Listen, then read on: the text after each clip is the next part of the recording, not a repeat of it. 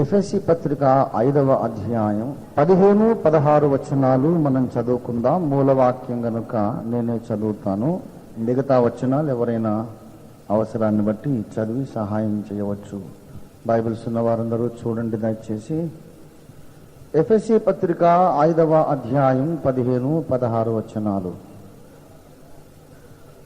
దినములు చెడ్డవి గనుక మీరు సమయమును పోనీయక సద్వినియోగము చేసుకొనుచు అజ్ఞానుల వలె కాక జ్ఞానుల వలె నడుచుకొనున్నట్లు జాగ్రత్తగా చూచుకొనుడి. చిన్న మాట మనం ప్రార్థన చేసుకుందాం. ప్రేమ కలిగిన మా యేసయ్య, ఈ 2 దినములు ఉపవాస ప్రార్థనలో నీ సన్నిధిలో కాలము గడపడానికి మీరు మాకు ఇచ్చిన అవకాశం కొరకు నీకు వందనాలు చెల్లిస్తున్నాం. ప్రభువా, స్థానిక అగాపే సంఘమును బట్టి, కాపరిని బట్టి నీకు స్తోత్రములు. చేరువచ్చిన ఇతర సహదాసులు, ఇతర స్థలములలో అగాపే సంఘములు నడిపించుచున్న సహవాస సంఘాల నాయకులందరి కొరకు నీకు వందనాలు, స్తోత్రాలు చెల్లిస్తున్నాం. నిజముగా ఈ కూడిక ఎంత మనోహరము, ఎంత ఆశీర్వాదకరము దేవా. మా హృదయము ఉల్లసించి గంతులు వేసి నాట్యమాడుచున్నది. ఒకే దర్శనాన్ని పంచుకున్నటువంటి అన్నదమ్ములుగా ఇంత అధిక సంఖ్యలో నీ సేవకులందరూ నీ సన్నిధికి వచ్చి ఉపవసించి నీ ముఖ దర్శనము చేసుకొనుట అపురూపమైన సంఘటన. నాయన నీకు వందనాలు ప్రభువా. మేము కలిసి నీ సన్నిధిలో ఈ దినమున వాక్యమును ధ్యానిస్తూ ఉండగా నాకు అవసరమైన మాటలు మీరు నాతో మాట్లాడండి. మాలో ప్రతి ఒక్కొక్కరికి అవసరమైన మాటలు అందరితోనూ మీరు మాట్లాడండి. అందరితోనూ ఏకకాలములో మాట్లాడగల సమర్థుడవు దేవుడవు గనక నీ ఒక్కడివే నాయనా, నీకు వందనాలు. గనక మీరే మాట్లాడండి. మీ దాసుని మరుగు చేయండి. మీరు కనిపించాలి, మీరు మాట్లాడాలి, మీరు మమ్మను వెలిగించాలి స్వామి. నీ వాక్యాన్ని పంపించండి. సకల చీకటి శక్తులను యేసునామములో బంధిస్తూ మిమ్మల్ని ఆహ్వానిస్తూ మీ కొరకు మా హృదయపు కనులు చెవులు తెరుచుకొని ఆశగా ఎదురు చూస్తూ యేసునామములోనే వేడుచున్నాము పరమ తండ్రి. ఆమేన్, ఆమేన్, ఆమేన్. ప్రభునందు నాకు అత్యంత ప్రియులారా, చదవబడిన లేఖన భాగాన్ని మనం గమనించి చూసినట్లయితే సమయమును పోనీయవద్దు, సమయమును పోనీయవద్దు అనే హెచ్చరికను మనం ఇక్కడ గమనిస్తూ చదువుతూ ఉన్నాం. సమయాన్ని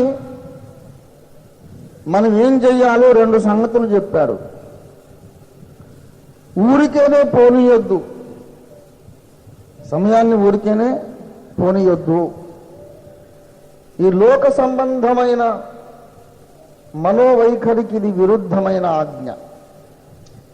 లోక సంబంధులకు ఇష్టమైన మాట ఏమిటంటే టైం పాస్.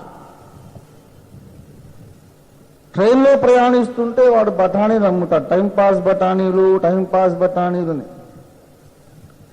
ఏదో విధంగా కాలము గడపాలి కనుక ఏదో కాస్త నోట్లో వేసుకొని కరకర నములుతూ ఉంటే తెలియకుండా టైము గడిచిపోతుంది. సినిమాకి ఎందుకు వెళ్ళావయ్యా? టైంపాస్ కోసం అండి. టీవీ ముందు ఎందుకు కూర్చున్నావయ్యా? టైంపాస్ కోసం అండి. పలానా పుస్తకము పత్రిక ఎందుకు చదువుతున్నావు? టైంపాస్ కోసం. అమ్మలక్కల కబుర్లు ఎందుకు? టైంపాస్ కోసం. టైం ఉంది, అది పాస్ కావడం లేదు. టైం ఉంది, అది గడవడం లేదు. బోరు కొడుతోంది. ఏదో రకంగా సమయాన్ని వెళ్ళబుచ్చాలి. తెల్లవారింది, మెళ్ళుకు వచ్చేసింది. మళ్ళీ పడుకునే టైం దాకా ఏదో రకంగా ఏదో పనులు చేసి కాస్త ఏదో టైం వెళ్ళబుచ్చుకుంటే మళ్ళీ హాయిగా నైట్ భోంచేసి పడుకోవచ్చు. ఇది లోకస్తుల వైఖరి. సమయమును పోనివ్వాలి, ఏదో ఒకటి చేసి కాలం గడిపేయాలి. 2 రిటైర్డ్ గవర్నమెంట్ ఎంప్లాయీస్ మాట్లాడుకుంటున్నారట. ముసలి వాళ్ళిద్దరూ 70-75 సంవత్సరాల ఈడు. ఎర్లీ మార్నింగ్ వాకింగ్కి వెళ్తూ వాళ్ళిద్దరు ఫ్రెండ్స్ అయ్యారు. చిన్నప్పటి నుంచి మిత్రులు, కలిసి చదువుకున్నారు, కలిసి ఉద్యోగాలు చేశారు, కలిసి రిటైర్ అయ్యారు, కలిసి వాకింగ్ చేస్తూ ఏరా అనుకుంటారు. ఉద్యోగాలు ఉన్నప్పటికంటే రిటైర్మెంట్ అయ్యాక ఇంకా క్లోజ్ అయిపోయారు. రిటైర్మెంట్ వరకు చాలా వేరు వేరే చోట్ల జాబులు చేశారు. రిటైర్మెంట్ అయినాక సొంత ఊరికి వచ్చి మళ్ళీ క్లోజ్ అయ్యారు. ఎరా ఏంటి సంగతులు,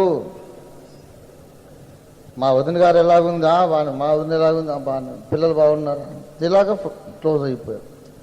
ఒకసారి ఇద్దరు వాకింగ్ చేసి పార్క్లో కూర్చొని పిచ్చాపాటి మాట్లాడుకుంటున్నారు. ఒరే, ఇంత జీవితం జీవించాము, చదువుకున్నాము, ఉద్యోగాలు చేశాము, పెళ్ళిళ్ళు చేసుకున్నాము, గొడవలు ఆడుకున్నాము, మళ్ళీ కలిసిపోయాము, అప్పులు చేశాము, అప్పులు తీర్చాము, ఇళ్ళు కట్టుకున్నాము, ఆస్తులు సంపాదించాము, ఆస్తులను పంచిపెట్టాం, పిల్లల్ని కన్నాం, వాళ్ళకి పెళ్ళిళ్ళు చేశాం. ఇంత చేసి మనం అసలు జీవితంలో సాధించరా అన్నారట ఒక ఆయన. అవతల వాడుండి ఏమి సాధించామో కానీ ఒక విషయం రా, ఇవన్నీ చేయకపోతే అసలు మనం టైం ఎలా పాస్ అయ్యేదిరా అన్నారు. ఇవన్నీ చేశాం కనుక 70 సంవత్సరాలు టైం అన్నా పాస్ అయింది. పెళ్ళిళ్ళు చేసుకోలేదు, ఉద్యోగాలు చేయలేదు, అప్పులు చేయలేదు, అప్పులు తీర్చలేదు, పిల్లల్ని కనలేదు అనుకో, ఈ 70 ఏళ్ళు ఏం చేసేవాళ్ళురా? తలుచుకుంటే గుండె గుబిల్లుమంటుంది. ఏదో ఒకటి కనీసం బిజీగా ఉండిపోయి టైం మనకు తెలియకుండా పాస్ అయిపోయింది అన్నారట. మనుషుల వైఖరి ఎలాగన్నా టైం గడిపోయి, దేవుని ఆజ్ఞ టైం ప్రయోజనకరమైన ఒక పని చెయ్యకుండా టైము గడచిపోనియొద్దు. టైం గడపడం క్రైస్తవుడి వైఖరి కాదు, టైం పాస్ చేసుకోవడం క్రైస్తవుడి వైఖరి కాదు. ఒక 5 నిమిషాలు గడిచినాయంటే అందులో నువ్వు ప్రయోజనకరమైనది ఏదో చేసి ఉండాలి. ఒక గంట గడిచిందంటే అందులో నువ్వు ఏదైనా మేలు పొంది ఉండాలి, ఒకరికి మేలు చేసి ఉండాలి, దేవునికి సంతోషం కలిగించి ఉండాలి, దేవుని కార్యం ఏదో అభివృద్ధి అయి ఉండాలి. Do something that pleases God, that blesses men and women. దేవుణ్ణి సంతోషపెట్టే సంగతి, మనుషులకు ఆశీర్వాదం కలిగించే సంగతి ఏదో ఒకటి చేసి ఉండాలి. గంట గడిచింది, దానివల్ల ఎవరు సంతోషించారు? దేవుడు సంతోషించాడా? నీ చుట్టూన్న వాళ్ళకి ఆశీర్వాదం కలిగిందా? ఏం కలిగింది? ఏమీ లేదండి.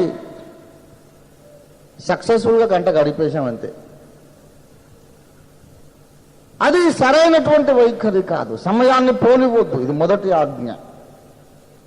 రెండవ ఆజ్ఞ ఏంటంటే సద్వినియోగం చేసుకోవాలి.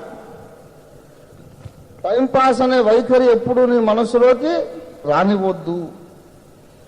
రెండవది ఏంటంటే సద్వినియోగం చేసుకోవాలి. అక్కడే మన ప్రస్తుత ధ్యానాంశం ప్రవేశిస్తుంది.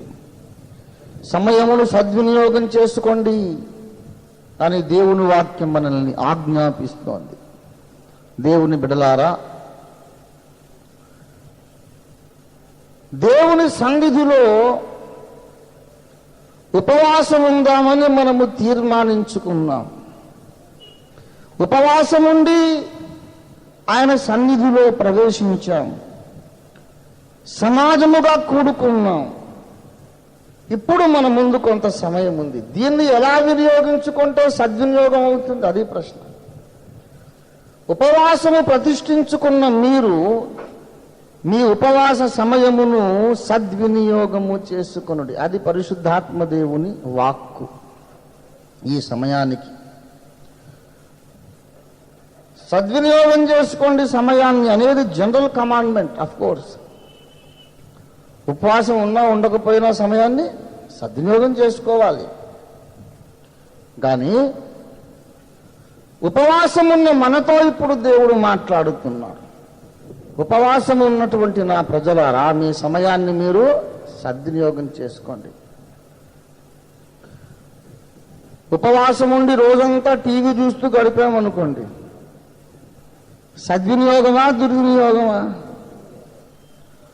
ఉపవాసం ఉండి ఎక్కడో పొలం ఆస్తి తగాదాలకు వెళ్ళాము అనుకోండి, సద్వినియోగమా?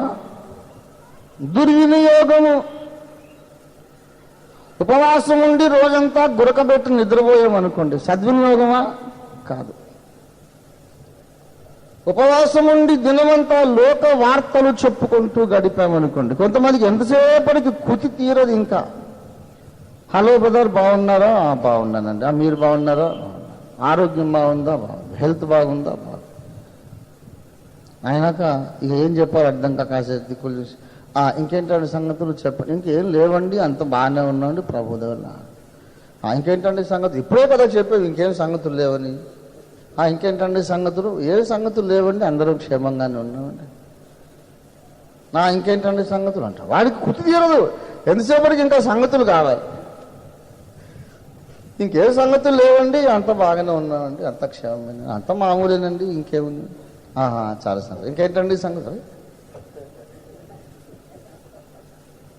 ఇంకే సంగతులు లేవు, ఒకే సంగతి ఉందండి, నన్ను చూస్తే చిర్రెత్తిపోతుంది. మనుషులకు ఎంతసేపటికి ముచ్చట్లాడుకోవడం కావాలి. ఈ రెండు ఎక్స్ట్రీమిటీస్ ఉండొద్దు మనకు. అదే పనిగా మాట్లాడడం మూఢుడి లక్షణం. అసలేమి మాట్లాడలేదు అనుకోండి, అప్పుడు కూడా ప్రేమ సంబంధాలు డెవలప్ కావు. భార్యాభర్తలు ఏం మాట్లాడుకోరు అనుకోండి, ఎలా అర్థం చేసుకుంటారు ఒకరినొకరు? అమ్మాయి అబ్బాయికి అర్థం కాదు, అబ్బాయి అమ్మాయికి అర్థం కాదు. సహోదరులు ఒకరితోనొకరు మృదువైన మాటలు మాట్లాడాలి. క్షేమాభివృద్ధి కలిగించే అనుకూలమైన వచనం మాట్లాడాలి. సమయోచితమైన మాట పళ్ళెములో పెట్టబడినటువంటి, బంగారు పళ్ళెములో పెట్టబడినటువంటి చక్కని మణిదీపము వంటిది. ఏమంటే విలువైనదన్నమాట. దేవుని బిడలారా, సొలొమోను రాజు మౌనంగా ఉంటే మనకు బైబిల్లో సామెతల గ్రంథం దొరికేది కాదు. కనుక మాట్లాడడం అవసరమే, కానీ అతివాగుడు మంచిది కాదు. రెండింటికి మధ్యలో బ్యాలెన్స్ ఉండాలి. ఏమండి, ప్రతి మనుషుడు కోపించుటకు నిదానించాలి, మాటలుటకు నిదానించాలి, వినడానికి వెగిరపడాలి. ఏదో ఒక రకంగా టైంపాస్ చేయడం కొంతమందికి అలవాటు. అసలు మామూలు సమయాల్లో ముచ్చట్లాడుకోవడం అసలు మంచిది కాదు. అవసరమైన విషయాలు మాట్లాడాలి తప్ప ఊరికే విస్తారమైన మాటలు మాట్లాడితే ఏమవుతుందంట? దోషం ఉండక తప్పకుండా ఏదో తప్పు మాట్లాడతాం మన మనుషులు. అవసరాన్ని మించి నువ్వు మాట్లాడుతున్నావంటే తప్పు చేసే ఏరియాలోకి, నువ్వు రిస్కీ ఏరియాలోకి వెళ్ళిపోతున్నావు. అందుకే పౌలు తిమోతికి ఏం చెప్పాడు? నీవు దేవభక్తి సాధనలు చేపట్టక ముందొక పని చెయ్యాలి, ముసలమ్మ ముచ్చటలను విసర్జించాలి. కావున నిన్ను నీవే దేవభక్తి విషయంలో సాధకము చేసుకొని అపవిత్రమైన ముసలమ్మ ముచ్చటలు విసర్జించుము అని రాయలేదు, ఇది ముందు పెట్టాడు. ఏం చెప్పాడు? అపవిత్రమైన ముసలమ్మ ముచ్చటలు, 1 తిమోతి 4:7. అపవిత్రమైన ముసలమ్మ ముచ్చటలు విసర్జించి అప్పుడు దేవభక్తి విషయంలో నిన్ను నీవే సాధకం చేసుకొనుడి. అనవసరమైన మాటలు మంచిది కాదు, మామూలుగానే మంచిది కాదు. ఇక ఉపవాసం ఉన్నప్పుడు అసలే మంచిది కాదు కదా. మామూలు సమయంలోనే అతివాగుడు మంచిది కాదు. ఇక ఉపవాసం ఉండి ఎవరింటికో పోయి కూర్చొని ఏంటి బ్రదర్ సంగతులు అన్న, ఏంటి సంగతి అసలు, వీడి సంగతి ఏంటి అసలు, ఎందుకు ఉపవాసం ఉన్నాడు, ఎందుకు కడుపు మార్చుకుంటున్నాడు, వాడి బుర్ర ఎందుకు తింటున్నాడు, ఈ బుర్ర తినే కంటే వెళ్ళి ఇడ్లీ అన్నది తినరా బాబు.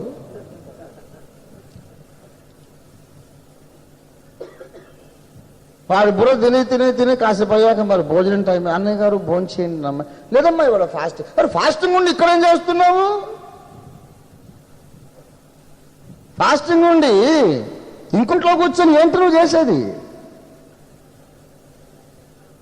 ఉపవాసమున్న వారలారా మీ సమయమును శ్రేష్టమైన సంగతుల కొరకు ఉపయోగించాలి. దేవునికి స్తోత్రం కలుగును గాక. ఉపవాస సమయము చాలా విలువైన సమయం. మామూలు సమయములో 1 గంట,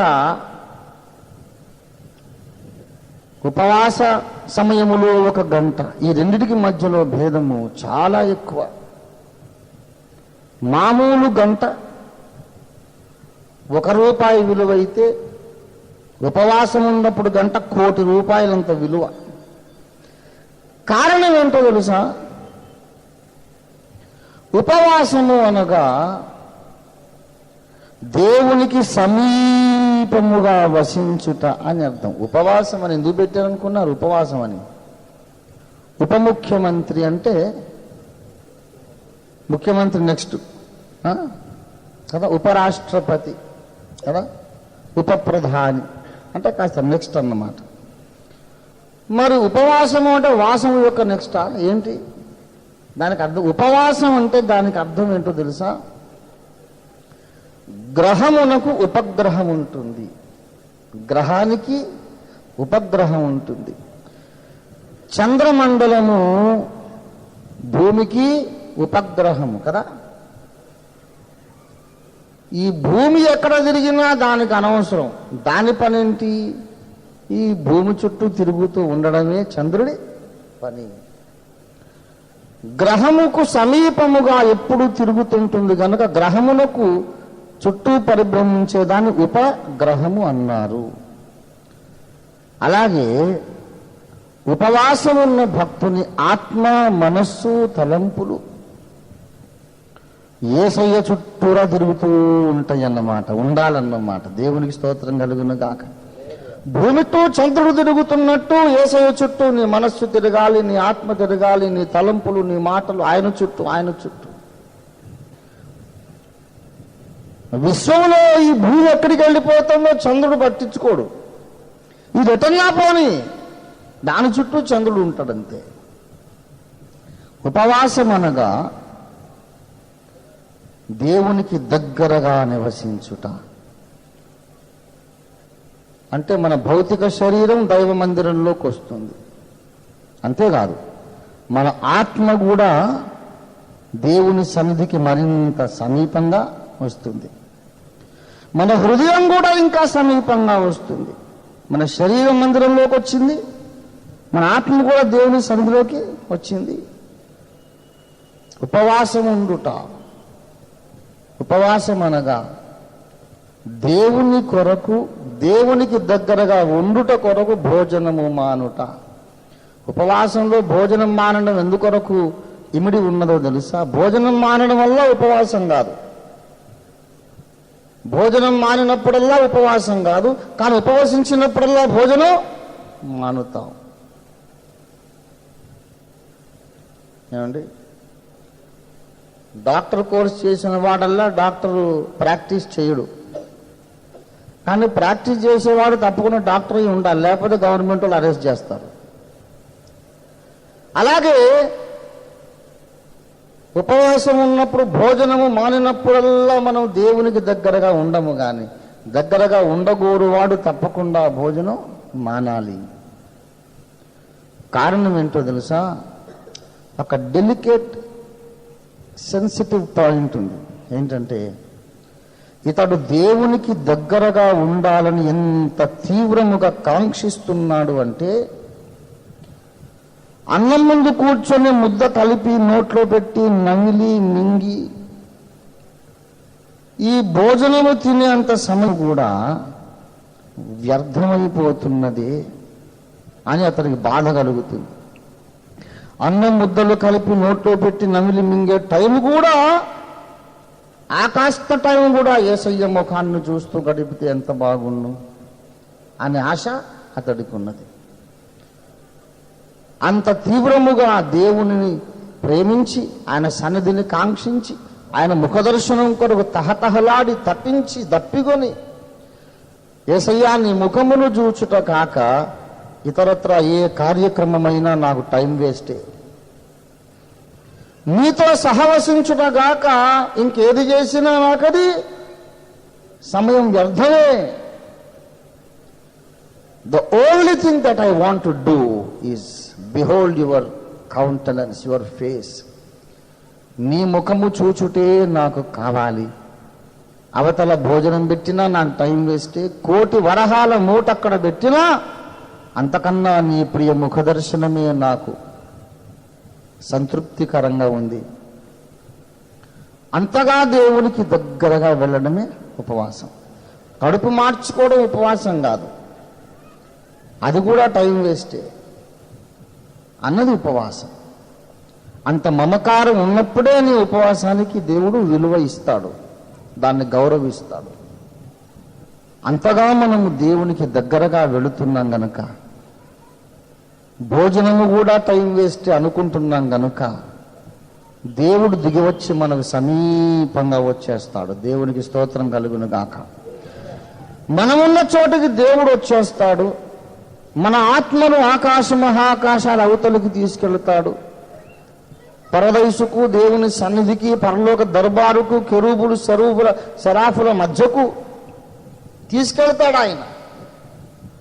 దేవుడు మనము లీనమైపోయి మమేకమైపోయేటటువంటి సమయము ఉపవాసం. మరొక విషయం, ఉపవాసం అనగా దేవునికి దగ్గరగా నివసించుట అంటున్నాను.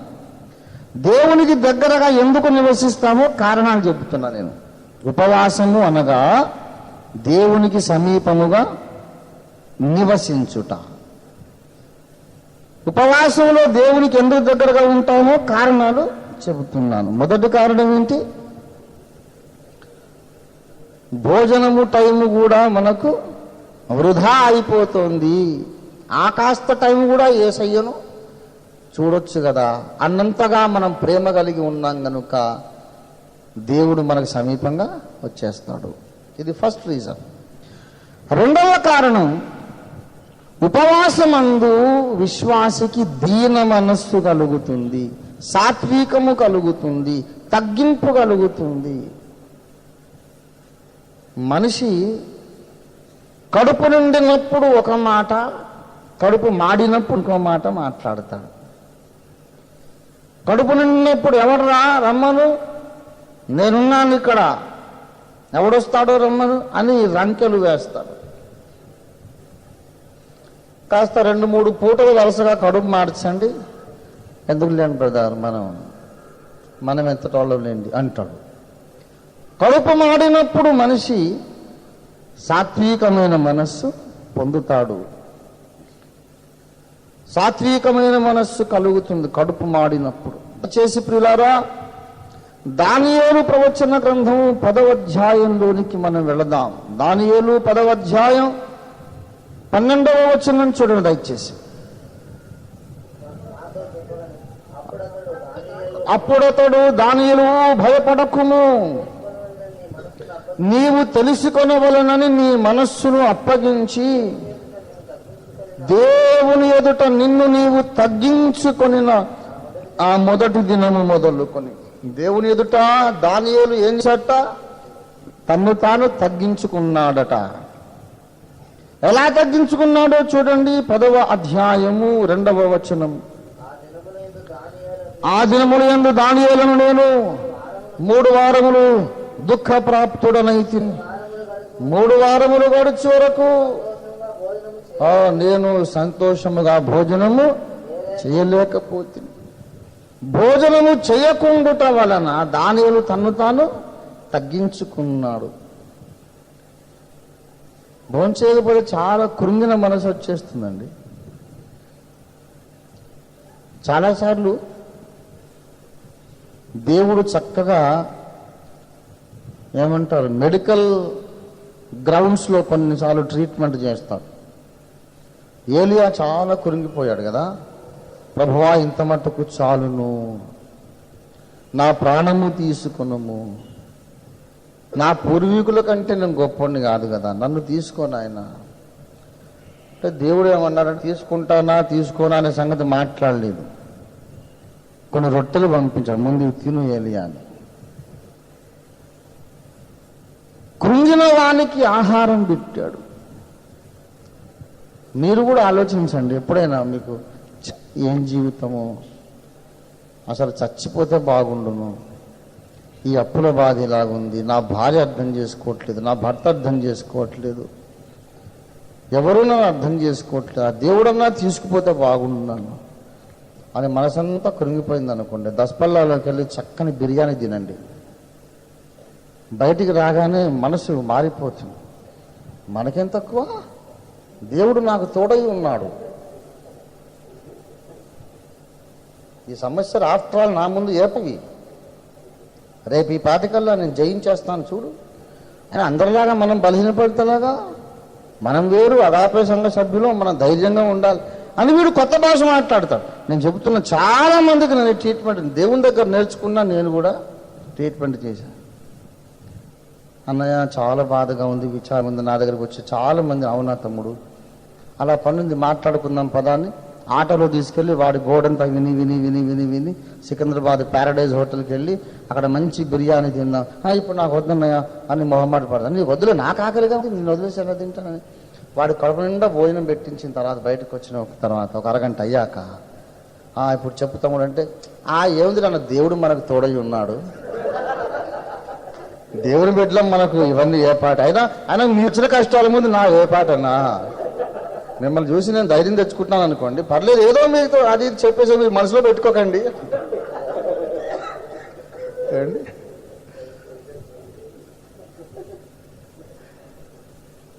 నిజంగా ఏలియాకు దేవుడు ఇచ్చిన ట్రీట్మెంట్ అది చూసి నేను నేర్చుకున్నా.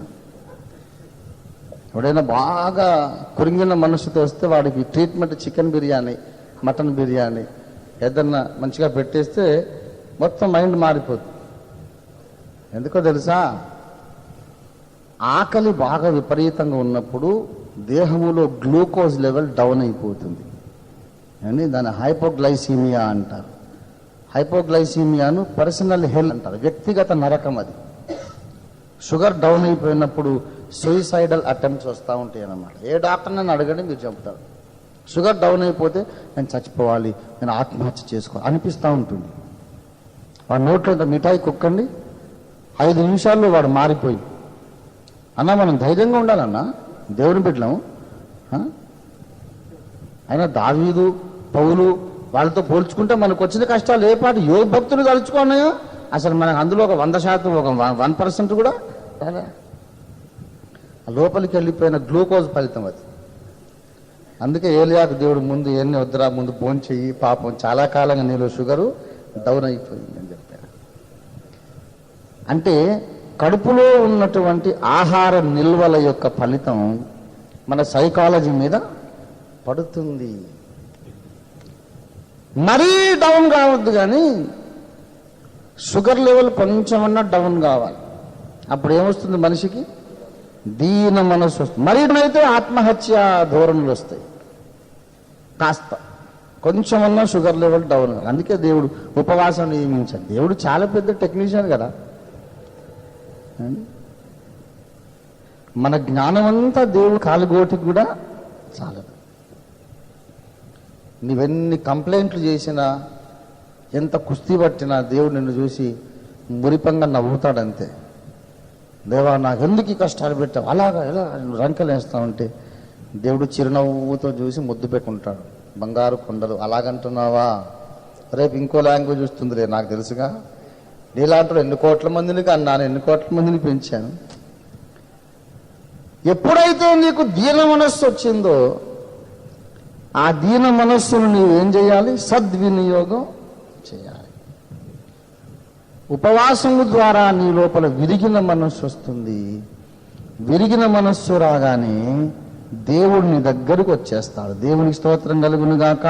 హల్లెలూయా హల్లెలూయా. 34వ కీర్తన 18వ వచనం, విరిగిన హృదయము గల వారికి యెహోవా ఆసన్నుడు. ఎప్పుడైతే కొంచెం దీన మనసు వచ్చిందో దేవుడు నీకు ఆసన్నుడవుతాడు. ఆసన్నుడనగా దగ్గరివాడు. కనుక ఉపవాస సమయము దేవునికి మనం దగ్గరగా ఉండే సమయం. మొట్టమొదటి కారణం ఏం చెప్పాను? మన ప్రిఫరెన్సెస్ని బట్టి. నాకు ఈ లోక సంబంధ వినోదముల కంటే ముఖ్యంగా దేవుని సన్నిధి కావాలి. వినోదాలు, ఆహారము, లోక స్నేహాలు, లోక వార్తలు, వీటికంటే నాకు దేవుడు ముఖ్యం, దేవుని సన్నిధి ముఖ్యం. You make your choice, you make your preference. నాకు అధిక ప్రాధాన్యత ఇచ్చాడని దేవుడు సంతోషపడి నీ దగ్గరికి వచ్చేస్తాడు. రెండవది, నీ హృదయం విర్రవీగినంతసేపు దేవుడు నీ దగ్గరికి రాడు. నీవు మనస్సు విరిగిపోగానే నీ దగ్గరికి వస్తాడు. నిన్ను నీవు తగ్గించుకున్న దినం నుండి నీ మాటలు వినబడినవి అన్నాడు. దేవునికి స్తోత్రం కలుగునుగాక. హల్లెలూయా. మరి దేవుని దగ్గరికి మనం వెళ్ళగానే, విరిగిన మనస్సు మనలోకి రాగానే, దేవుడే మన దగ్గరికి వచ్చినప్పుడు అదెంత విలువైన సమయం అండి, ఎంత విలువైన సమయం. ముఖ్యమంత్రి డాక్టర్ రాజశేఖర రెడ్డి గారు మన ఇంటికి వచ్చాడు అనుకోండి. మన ఇంటికి వస్తే ఆయన్ని ముందు కూర్చోబెట్టి ముందు గదిలో, ఇక మనం లోపలికి వెళ్ళి మన బట్టలు దిగేసుకొని, మన ఇల్లంతా ఊడ్చుకొని, మనం ఏదేదో చేసుకొని, ఆ పెరటి గోడ అవతల నుంచి పక్కింటి ఇల్లాలతో, ఆ పక్కింటి అమ్మాయితో ఈ ఇల్లాలు ముచ్చట్లాడి కాసేపు ఉన్నాడు. ఎక్కువసేపు ఉంటాడు ముఖ్యమంత్రి గారు? గంట ఉంటే మహా ఎక్కువ 1 నిమిషమే. 1 అవర్ ఉన్నాడు. 1 అవర్ ఈ అమ్మాయి పక్కింటి అమ్మాయితో ముచ్చట్లాడి, వదినా ఏం కూర వండుకున్నావు, అన్నయ్య గారు ఆఫీస్కి వాడు ఆలస్యంగా వెళ్ళినట్టున్నాడు అని ఈ ముచ్చట్లన్నీ ఆడి 1 అవర్ అయ్యాక యువతలకు వచ్చి, ముఖ్యమంత్రి మరి వెళ్ళొస్తానమ్మాయి అని అంటే, అలాగే. వెళ్ళిపోయిన తర్వాత గుర్తొచ్చింది, భర్తకి ఇంకా పర్మనెంట్ జాబ్ లేదు, వాళ్ళు ఉన్న ఇల్లు ఏదో డిస్ప్యూట్లో ఉంది, రిజిస్ట్రేషన్ కావట్లేదు, వీళ్ళ మామగారికి హార్ట్ ఆపరేషన్ ముఖ్యమంత్రి సహాయ నిధిలో నుంచి 1 లక్ష రూపాయలు కావాలి. అవసరాలన్నీ గుర్తొచ్చినాయి. ఆయన ఉన్నంతసేపు ఇంటి పని మీద ఉంది, కబుర్లలో ఉంది. వెళ్ళిపోగానే అప్పుడు గుర్తొచ్చింది అనుకోండి, ఈమె సమయాన్ని సద్వినియోగం చేసుకుందా, దుర్వినియోగం చేసుకుందా? పక్కింటి అమ్మాయితో తర్వాత మాట్లాడుకోవచ్చు. ముఖ్యమంత్రి మన ఇంటికి వచ్చినప్పుడు మన బాధలు చెప్పుకోవాలి, మన సమస్యలు చెప్పుకోవాలి, పరిష్కారాలు పొందాలి. అలాగే ముఖ్యమంత్రి కాదు, విశ్వాన్నేలే పరిపాలకుడు మన మధ్యలోనికి ఇప్పుడు వచ్చాడు. ఆయనకు మన హృదయ విన్నపములు తెలియజేసుకోవాలి. దేవుని స్తోత్రం కలుగును గాక. ఉపవాస సమయములో సమయాన్ని సద్వినియోగం చేసుకోవాలంటే విజ్ఞాపన ప్రార్థనలో గడుపుటే సద్వినియోగము. Intercession, spend your time in intercessory prayer. ఇతరుల కొరకు విజ్ఞాపన చెయ్యాలి, దేవుని కార్యాల కొరకు విజ్ఞాపన చెయ్యాలి. ఉపవాసం ఉన్నంతసేపు ప్రభు సన్నిధిలో మన హృదయాలు కుమ్మరిస్తూ ఉండాలి. ఎన్నో అక్కరలున్నాయి ప్రార్థన చేయడానికి. దేవుని కార్యాలు ఈ భూమి మీద ఆటంకపరచబడుతూ, అడ్డగించబడుతూ ఉన్నాయి. క్రీస్తు సంఘము బలహీనమైపోయింది. సాతాను కార్యాలు విజృంభిస్తూ ఉన్నాయి. తనకు సమయము కొంచెమే అని తెలుసుకొని దుష్టుడు మిక్కిలి క్రోధము కలిగి దిగి వచ్చాడు. క్రైస్తవ కుటుంబాలను కూలదోస్తున్నాడు, సంఘాలను చీలుస్తున్నాడు, క్రైస్తవులను ఆర్థిక ఇబ్బందులు పాలు చేస్తున్నాడు. ఆర్థికంగా, సామాజికంగా మనల్ని వాడు దెబ్బతీస్తూ ఉన్నాడు. ఇలాంటి సమయంలో మనం ఏం చేయాలి చెప్పండి? ఉపవాసం ఉండి ప్రార్థన చేయాలి. ఉపవాస ప్రార్థన మనకు అవసరం ప్రియులారా. ఒకసారి అమెరికా దేశంలో ఒక భక్తురాలు క్రైస్తవ విశ్వాసి విమానంలో వెళుతుందంట. ఆ రోజు శనివారం ఏదో గురువారం అనుకుంటా. విమానంలో ఎక్కగానే అన్ని బ్రేక్ఫాస్ట్ అని అందిస్తారు. ఈమె తీసుకొని తింటుంది. ప్రక్క ఉన్న ఆమె ఆమె కూడా ఆడపిల్ల, ఆమె తీసుకోలే. వద్దొద్దు, no, I don't want, thank you, no, sorry, I don't want. ఈ ప్రక్కన్న విశ్వాసులు అడిగింది, మీరు క్రైస్తవులా? ఎందుకు తీసుకోవట్లేదంటే I'm fasting, I'm on fast, I cannot take. మీరు క్రైస్తవ విశ్వాసులా అంటే no, I'm not a Christian. నేను క్రైస్తవురాలిని కాదు, కానీ నేను ఉపవాసం ఉన్నాను. ఎందుకు ఉపవాసం ఉన్నావు? మరి క్రైస్తవురాలు కాకపోతే మరి ఎవరు? మీరు ఏ దేవుడు నమ్ముతారు? Are you Hindu? Are you Muslim? లేదు లేదా. మరి మీరు ఎవరు? నేను సేటనిస్ట్ని అని చెప్పిందట. Real life incident. నేను సాతానును ఆరాధించు మతములో నేను సభ్యురాలను. ఈమెకు నవ్వొచ్చింది. సైతానుని ఆరాధించేటోళ్ళు కూడా ఉపవాసం చేస్తారేంటి? అవును, ఉపవాసం మీరు ఏం ప్రార్థన చేస్తారని అడిగిందంట. అంటే మాకు కొన్ని ఉన్నాయండి ప్రార్థన విన్నపాలు. క్రైస్తవ బోధకులను లైంగిక పాపములో పడవేయాలని మేము ప్రార్థన చేస్తాం. They must fall in sexual sin, immorality. సంసోనును పడద్రోసినట్టు ప్రతి పాస్టర్ని కూడా పాపంలో పడేయాలి. క్రైస్తవ కుటుంబములను చీల్చాలి, భార్యాభర్తల మధ్య కలతలు సృష్టించాలి. క్రైస్తవ యువతీ యువకులను శరీర లైంగిక పాపములోను మాదక ద్రవ్యాలు మత్తు మందుల వ్యామోహంలో పడేయాలి. క్రైస్తవ సహోదరుల మధ్య గొడవలు చిలికలు తెచ్చి అనైక్యత సృష్టించాలి. ఇవంట వాళ్ళ ప్రార్థన విన్నపాలు. మీలాగా ఎంతమంది చేస్తారంటే కొన్ని లక్షల మంది ఉన్నాం. మీకేం తెలుసు? కొన్ని లక్షల మంది ప్రతి గురువారము సంపూర్ణమైన కాన్సన్ట్రేషన్తో ఏకీభవించి క్రైస్తవ సేవకులందరూ కామాతురులై లైంగిక పాపంలో పడిపోయి అల్లరి పాలైపోవాలని కొన్ని లక్షల మంది మెంటల్గా ఏకీభవిస్తూ బలంగా కోరుకుంటున్నారు. వాళ్ళు మనకు ఆదర్శము కాదు, మాదిరి కాదు. ఆ దౌర్భాగ్యుడు ఏదన్నా మన దగ్గర నుంచి కాపీ కొట్టడమే తప్ప వాడి ఒరిజినాలిటీ ఏది లేదు. కానీ ఎందుకు ఈ విషయం చెప్పానంటే,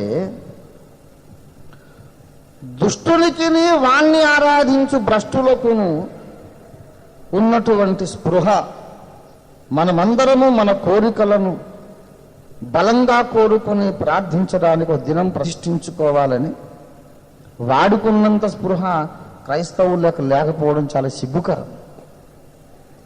చాలా సంఘాలలో అసలు ఫాస్టింగ్ ప్రేయరే ఉండదు. They never fast. ఉపవాసం ఉన్నామంటే ముందు బోధ మొదలు పెడతాం. ఆరోగ్యం కాపాడుకోవాలండి. ఉపవాసం ఉంటే ఆరోగ్యం చెడిపోతుంది ఎవరు చెప్పారు? నాకు ఇది పెద్ద మర్మం. ఎవరు చెప్పారు? ఉపవాసం ఉంటే మోసే ఆరోగ్యం చెడిపోయిందా? యేసయ్య ఆరోగ్యం చెడిపోయిందా? అన్నాను ప్రవక్త ఆరోగ్యం చెడిపోయిందా? పౌల ఆరోగ్యం చెడిపోయిందా? ఎపఫ్రా ఆరోగ్యం చెడిపోయిందా? దానియేలు ఆరోగ్యం చెడిపోయిందా? నేను తిన్నంత ఉప్పు ఎవరు తినరు, నేను తిన్నంత స్వీట్ ఎవరు తినరు. అయితే నన్ను ఎప్పుడు 6 నెలల కోసం నా బ్లడ్ టెస్ట్, యూరిన్ టెస్ట్ అన్నీ చేస్తారు. ఎందుకు హై బీపీ రావాలి? నేను నాకు కూరలో ఉప్పు సరిపోతే ఆ కూరను ఇండియాలో ఎవరు తినరు, నేను ఒక్కడనే తినాలన్నమాట. హైదరాబాద్లో మన ఇంట్లో ఉండే ఆ తమ్ముళ్ళు చెల్లెళ్ళు జోకు నా మీద, ఎవరింట్లోనన్నా ఉప్పు అయిపోతే అన్నం వండిన పంపించవచ్చు, ఉప్పు బదులు ఈ కూర ఒక చెంచాడేస్తే ఉప్పులాగా సరిపోద్దట. ఈ కూర ఒక చెంచాడేస్తే ఇదే ఉప్పులాగా మిగతా కూరకంతకి సరిపోద్ది. అంత ఉప్పు తింటాడు ఓఫిరన్నా అని చెప్పుకొని నవ్వుకుంటారు. అంత ఉప్పు తినేవాడిని ఇప్పటికీ తింటాను. డాక్టర్లకు మతిపోతుంది. అసలు మీకు హై బీపీ ఎందుకు రాలేదు? మీరు ఇంత స్వీట్లు తింటారు, ఇంత ఆయిల్, మీకు కొలెస్ట్రాల్ ఎందుకు లేదు? బీపీ తక్కువ, కొలెస్ట్రాల్ తక్కువ, షుగర్ తక్కువ. ఏంటి మంత్రం మాయ? మీ ఫుడ్ హ్యాబిట్స్ చెప్పండి అన్నాడు ఒక డాక్టర్ గారు. ఫుడ్ హ్యాబిట్స్ ఏంటండి? ముప్పూట బిర్యానీ అండి. మరి ఏంటండి ఈ మాయ? మాకేం అర్థం కావట్లేదన్న. గుచ్చి అడగ్గా చెప్పాను. గత 20 సంవత్సరాలుగా సంవత్సరానికి 150 రోజులు ఉపవాసం చేస్తున్నాను. ప్రతి బుధవారము ఉపవాసం, ప్రతి శనివారం ఉపవాసం, మళ్ళీ మధ్యలో అప్పుడప్పుడు ఉపవాసం. ఓహోహోహోహో, ఇదా సంగతి, మాకు ఇప్పుడు అర్థమైందని చెప్పాడు ఆయన. సోమవారం మంగళవారం మీరు బాగా భయంకరంగా ఉప్పు షుగర్ అన్నీ తింటున్నారు కదా, అది బాగా లోపల అక్యుములేట్ అయిపోతా ఉంది, గూడు కట్టుకుంటుంది. అయితే ఎవడైనా బలహీన పడ్డప్పుడు మేము సెలైన్ ఇస్తాము, గ్లూకోజ్ ఇస్తాము. సెలైన్ అంటే ఉప్పు నీళ్లు, గ్లూకోజ్ అంటే షుగర్ నీళ్లు కదా. అయితే కొన్ని 40-50 సీసాలంతా ఉప్పు, 40-50 గ్లూకోజ్ అంతా షుగర్ నీ లోపల అక్యుములేట్ అయిపోతుంది. ఇప్పుడు సోమవారం బుధవారం ఏం తినవు కదా, ఈ ఉప్పు ఈ షుగర్తో నువ్వు బతికిపోతున్నావు. అది మళ్ళీ మొత్తం డౌన్ అయ్యి మామూలు లెవెల్కి వస్తుంది. మళ్ళీ గురువారం శుక్రవారం భయంకరంగా ఉప్పు షుగర్ తినేస్తావు కదా, మళ్ళీ శనివారం అది మొత్తం లెవెల్ డౌన్ అయ్యి నార్మల్ అయిపోతాం. బాబు ఈ లెక్కన నువ్వు 100 ఏళ్ళు బతికినా, 100 ఏళ్ళు 100 టన్నులు ఉప్పు తిన్నా నీకేం కాదు. నీకు అసలు 2 రోజులు ఉపవాసం నేర్పించిన వాళ్ళు ఎవరు అని అన్నాడు. యేసయ్య నేర్పించాడు అన్నాడు. దేవుడి స్తోత్రం కలుగును. ప్రభునందు ప్రియులారా, నేను అందుకే అంటున్నాను, యేసయ్య కంటే మించిన టెక్నీషియన్ కానీ, ల్యాబ్ టెక్నీషియన్ కానీ, ఫార్మసిస్ట్ కానీ, డాక్టర్ కానీ ఎవరు లేరు. దేవుడికి స్తోత్రం కలుగును గాక. ఉపవాసం అనేది మనిషికి ఆరోగ్యమే కానీ దానివల్ల చెప్పు లేదు. ఉపవాసం ఉన్నందువలన మన శరీరానికి ఆరోగ్యము, ఆత్మకు కూడా ఆరోగ్యం. దేవుడు మనకు దగ్గరగా వస్తున్నాడు. దగ్గరగా వచ్చినప్పుడు సద్వినియోగము చేసుకొనుటనగా మొట్టమొదటి ఏం చేయాలి చెప్పండి? మన విన్నపములు ఆయనకు తెలియజేయాలి. విజ్ఞాపన, ప్రార్థన.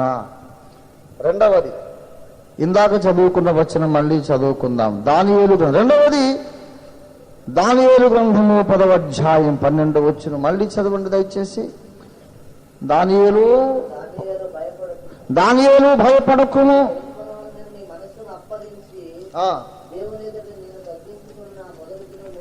దానియేలు తన్ను తాను తగ్గించుకున్నాడట. ఎందుకు తగ్గించుకున్నాడు? తెలుసుకొనవలెనని తన మనస్సును అప్పగించుకున్నాడు.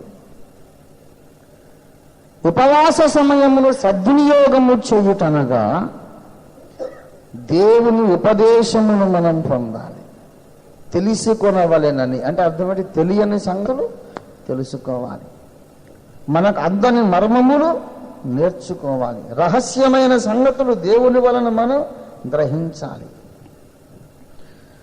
నాకు మొరపెట్టుము, నీవు గ్రహింపలేని గూఢమైన గొప్ప సంగతులు నేను నీకు, ఇర్మియా 33:3 కదా, నేను నీకు తెలియజేస్తానన్నాడు.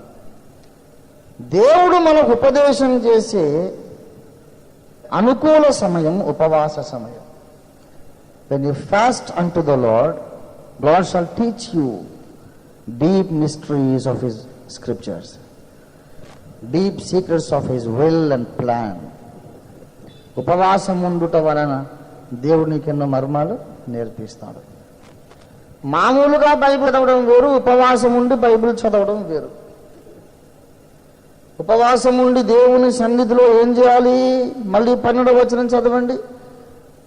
నీ మనస్సును అప్పగించి, ఉపవాసం ఉండి ఏం చేయాలి? మనస్సును దేవునికి అప్పగించి, మన మనస్సును దేవుని మీద కాన్సన్ట్రేట్ చేయాలి.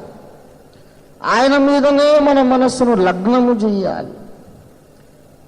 ఈ అప్పగించడం కాస్త కష్టం. ఎందుకో తెలుసా? ప్రభువా, నీ చిత్తము నాకు తెలియపరచుము, నీ మర్మము నాకు తెలియపరచుము అని అడుగుతుండగా లోపల ఒక చిట్టెలుక పరిగెడుతుంది కడుపులో. ఆకలి మీద ఉంటే ఎలుకలు పరిగెడతావు. దేవా, నీ వాక్యములో ఉన్న మర్మములు నాకు తెలియపరచుము అంటుంటే కడుపులో గుడగుడగుడమని సౌండ్ వస్తుంది. అయ్యో, నేను తినలేదు కదా, పాపం వీక్ అయిపోతున్నానేమో అని మళ్ళీ శరీర సంబంధం మనస్సు వస్తుంది. అప్పుడు ఏం చేస్తాము? మళ్ళీ మన మనస్సు మన కడుపు మీద నుంచి మళ్ళీ బలవంతంగా వెనక్కి తీసుకొచ్చి మళ్ళీ దేవుని సింహాసనం మీద కేంద్రీకరిస్తాం. సైతాను పక్కనే జ్ఞాపకం చేస్తాడు. లాస్ట్ మంత్ నువ్వు బ్లడ్ టెస్ట్ చేయించుకుంటే హెమోగ్లోబిన్ కాస్త తక్కువ ఉన్నట్టుంది, మొన్న జనరల్ చెకప్లో కాస్త నీకు బీపీ లో ఉన్నట్టు డాక్టర్ గారు చెప్పినట్టున్నాడు. మరి అనవసరంగాను ఉపవాసం ఉంటున్నావు, మరి ఆరోగ్యం కాపాడుకో. దేహము దేవుని ఆలయము. ఎవడైనా దేవుని ఆలయమును పాడు చేస్తే దేవుడు వాడిని పాడు చేయును అని అంటుంటాడు వాడు. మనం చెవులు వారికి అప్పగించి నిజమే సైతానా, నువ్వు అప్పుడు భలే మంచి సలహాలు చెప్తావు సుమా. దేవుడిని అసలు పరలోకం నుండి ఒక్క తాపుదని ఎందుకు పడేశాడో కానీ నాలాంటి వాళ్ళకి అడ్వైజులు ఇవ్వడానికి ఇటు పంపించి ఉంటాడు అనుకుంటున్నాను. ఎంత బాగా చెప్పాను ఆయన.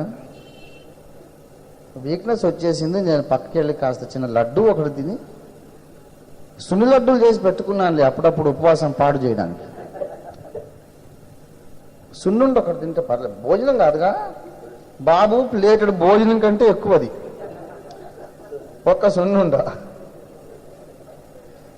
అది తిని రాగానే జమ్మని నిద్ర వస్తుంది, మొత్తం మన ఇంజక్షన్ ఇచ్చినట్టే. ఏమండి, సాతాను మన మనస్సును దేవుని మీద లగ్నము కానివ్వకుండా వాడు పోరాడుతూ ఉంటాడు.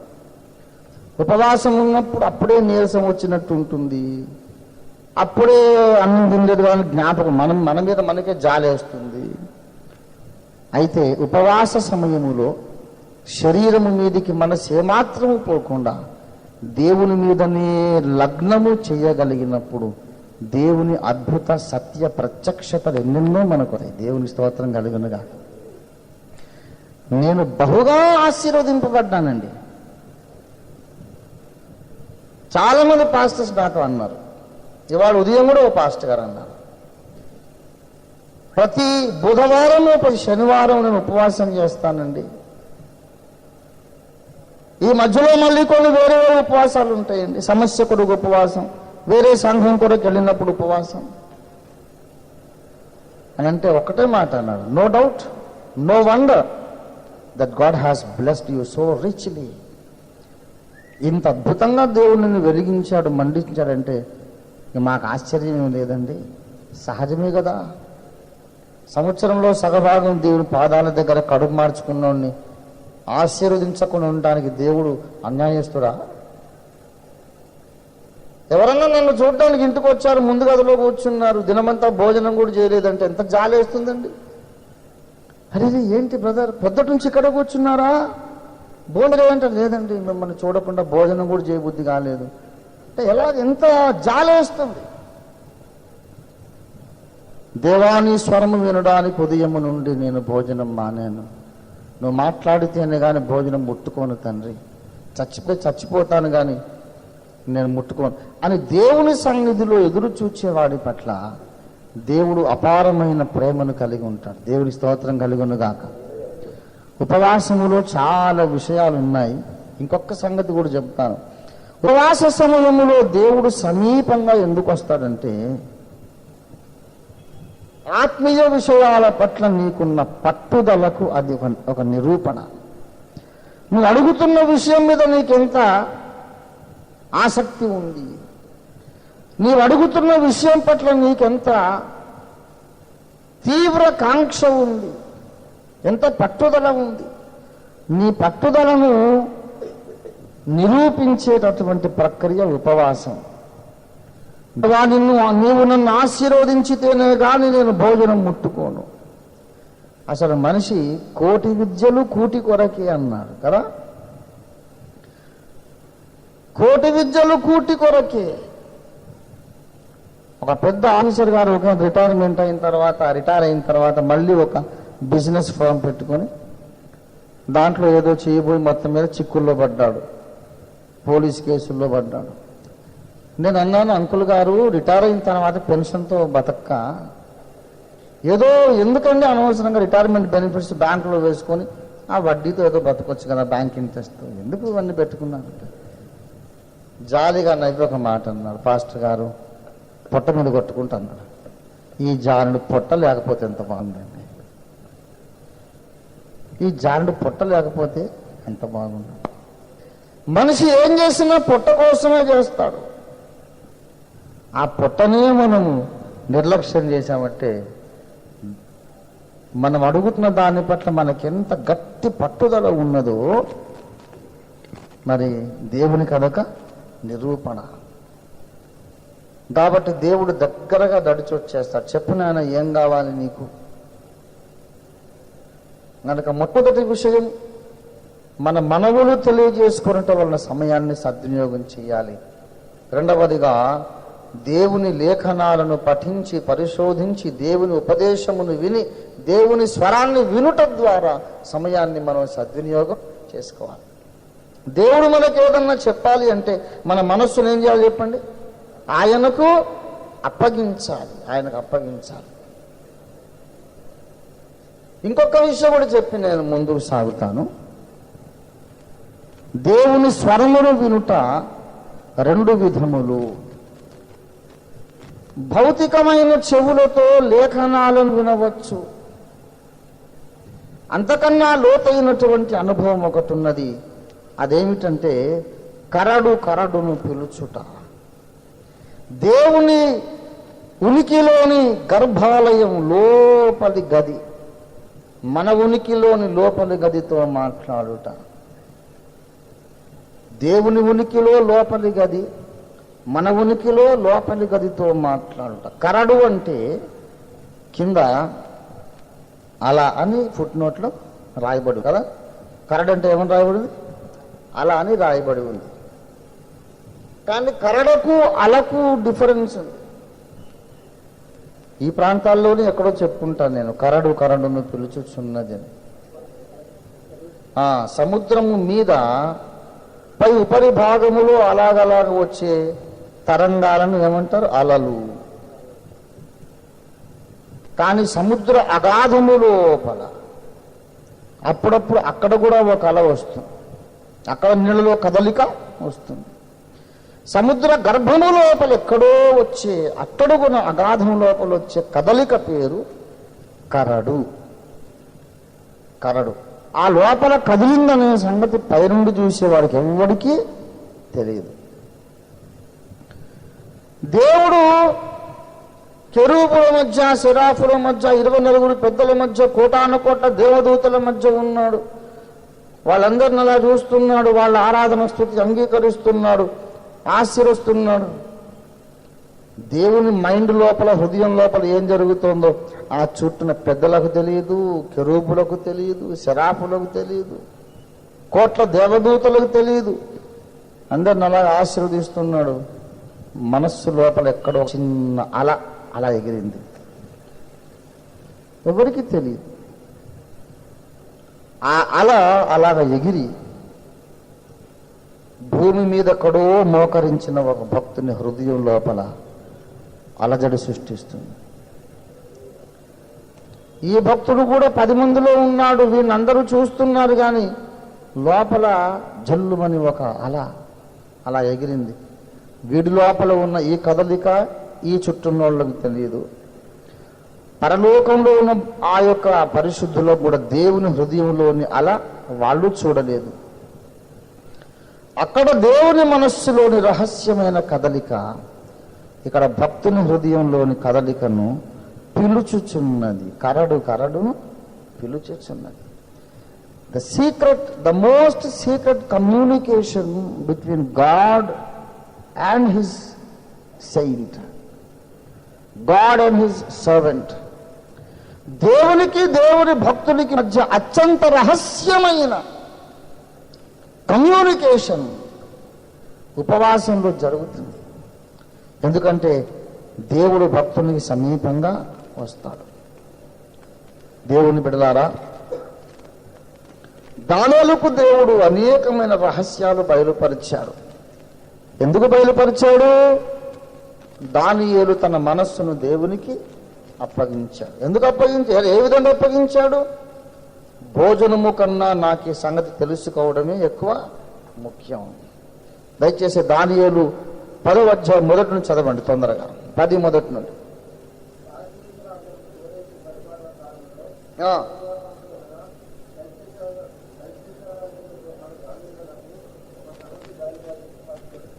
దానియేలుకు ఒక సంగతి బయలుపరచబడెను. గొప్ప యుద్ధము జరుగునన్న ఆ సంగతి నిజమే. దానియేలు దాన్ని గ్రహించెను, అది దర్శనము వల్ల అతనికి తెలిసినదాయను. ఏమండి? దర్శనము వల్ల అతనికి తెలిసినదాయను. ఎలా తెలిసిందంటే ఆ కింద వర్ణించాడు. 3 వారాలు భోజనం చేయలేదు, తగ్గించుకొని దేవునికి అప్పగించినప్పుడు ఆ సంగతి అతనికి తెలిసినదాయన. ఇక్కడ fasting to gain knowledge from the lord, దేవుని నుండి జ్ఞానము పొందుటకు ఉపవసించుట వేరు, విజ్ఞాపన కోసం ఉపవసించుట వేరు. దానియేలు 9లో 3వ వచనం చూడండి. అంతటా నేను గోనె పట్ట కట్టుకొని 9:3 ధూళి తలపైన వేసుకొని ఉపవాసముండి ప్రార్థన విజ్ఞాపనములు చేయుటకాయ మనసు నిబ్బరము చేసుకొని. చాలు చాలు. ఉపవాసం ఉండి మనస్సు నిబ్బరము చేసుకున్నాడు. దేనికోసం? 9లో దేనికోసం ఉపవాసం? ప్రార్థన విజ్ఞాపన కొరకు ఉపవాసం. 10వ అధ్యాయంలో దేని కొరకు ఉపవాసం? తెలుసుకొనుట కొరకు ఉపవాసం. దేవునికి స్తోత్రం కలుగునుగా. నేను 82లో బ్రహ్మచారిగా ఉండి నల్గొండ జిల్లా నకరికల్లో ఒక ఇల్లు అద్దెకి తీసుకొని నేనే వండుకొని తింటూ సేవలకు వండి పెడుతూ అక్కడ సంఘం, చిన్న సంఘం ఒకటి కట్టుకొని సేవ చేస్తున్నాను. ఇవాళ ఏం కూర వండుకుందామని ఒక రోజు పొద్దునే నాకు పెద్ద డౌట్ వచ్చింది. వంకాయలు వండుకుందామా, బంగాళదుంప తీసుకొచ్చి ఫ్రై చేసుకుని. నాకు బంగాళదుంప ఫ్రై చాలా ఇష్టం, కానీ మీరు ఎవరు నాకు ఇప్పుడు పెట్టొద్దు, మోకాళ్ళ నొప్పులు వచ్చేసి. ఆ రోజుల్లో ఇష్టం. అప్పుడేమో 22 ఏళ్ళు, ఇప్పుడేమో 46 ఏళ్ళు. కనుక ఇప్పుడు రొమాటిక్ పెయిన్స్ వచ్చేసినాయి. బంగాళదుంప ఫ్రై చేసుకుందామా, లేకపోతే కోడిగుడ్డు పొరట చేసుకుందామా, వంకాయల ఏంటి, బెండకాయలంటే నాకు చాలా కోపం అప్పటికి ఇప్పటికి. అదేంటో పచ్చి చేపలు కడగకుండా అలాగే తిన్నట్టు దాని జిగురు ఒక రకంగా ఉంటుంది. ఆలోచన చేసుకుంటూ సంచి తీసుకొని దాన్ని ఏమంటారు, కూరగాయల మార్కెట్కి వెళ్తున్నా. సగం దూరం వెళ్ళాను, సరిగ్గా మార్కెట్లో అడుగు పెట్టబోతున్నాను. ఈ కుడి చెవి నుండి స్వరం వినపడింది, ఆగు. ఇలా వినపడింది, ఆగు. అక్కడ పైనుంచి వచ్చిన స్వరం ఈ డైరెక్షన్లో వచ్చి రైట్ ఇయర్కు చక్కని తగిలిందన్నమాట. అరే దేవుడు ఆగమంటున్నాడు. నువ్వు ఏ కూరగాయ తేవద్దు, ఏ వంట చేయొద్దు, ఇంటికి నడువు, ఇవాళ అన్నం తినొద్దు, భోంచేయద్దు, పద. చిత్తం తండ్రి. నేను వెనక్కి వచ్చాను. వచ్చి తాళం తీయబోతున్నా. తాళం తీయకు. ఏమిటి తండ్రి, ఇంటికి వెళ్ళమన్నావు, తాళం తీయొద్దంటావు ఏంటి? నాకేమన్నా మహిమ శరీరం ఉందా లోపలికి వెళ్ళిపోవడానికి? ఇంటి వెనక్కున్నాడు. చాలా అధికారంగా మాట్లాడతాడు. దేవుడు మాట్లాడిన తర్వాత మనం చెయ్యకుండా ఉండడానికి అవకాశం ఉండదు. So commanding and binding voice. ఇంటి వెనక్కినాడు. వెనక అంత 5 అడుగుల గోడ ఉంది. వెనక అంత పెరటి గోడ అన్నమాట. ఆ వెనకంత కంప అంత ఉంది. తుమ్మ చెట్లు, చాలా విశాలమైనటువంటి స్థలం అంతా తుమ్మ చెట్ల కంప. ఆ గోడ దగ్గర నిలబడ్డా. ఇంటి వెనక దూకు అన్నాడు దేవుడు. నాయన మాట్లాడే దేవుడేటో ఇక ఉండాలా ఏంటి కన్ఫ్యూజన్? దూకడం ప్రభా, పాస్టర్ గారు గోడలు దూకడం ఎవడన్నా చూస్తే ఏమనుకుంటాడు? ఏమనుకుంటారు నాయన? దూకు. సరే కాస్త తటపటాయించి అటు ఇటు చూసా. దేవుడు చెప్పినప్పుడు తప్పుతుందా? తప్పదు. అటు ఇటు చూసా. దేవుని దేవుళ్ళు ఎవరు చూడనట్టే ఉన్నారు. ప్రభా నన్ను ఎవరు చూడకుండా సహాయం చేసి దూకాను.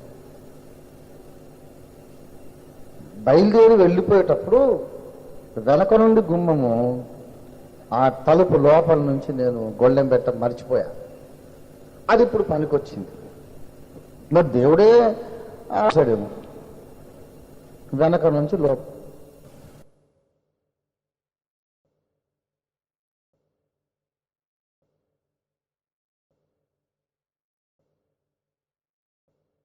అలా మర్చిపోయేటట్టు చేశాడేమో. వెనక నుంచి లోపలికి వెళ్ళిపోయాను. ప్రార్థన చేయి అవతల మాట్లాడుకుంటున్నాను. పాస్టర్ గారు ఎక్కడికి వెళ్ళాడబ్బా అంటే ఏమో అక్కయ్య నిన్నటి నుంచి లాక్ ఇలాగే ఉంది, అదే ఇక్కడ ఊరెళ్ళి హైదరాబాద్ వెళ్ళాడేమో అని మాట్లాడుకుని వెళ్ళిపోతున్నారు చాలామంది. నేను లోపల ఉన్నాను, ప్రార్థన చేయి. ప్రభువా ఏదో చెబుతానన్నావు చెప్పు నాయనా, చెబుతానన్నావు చెప్పు.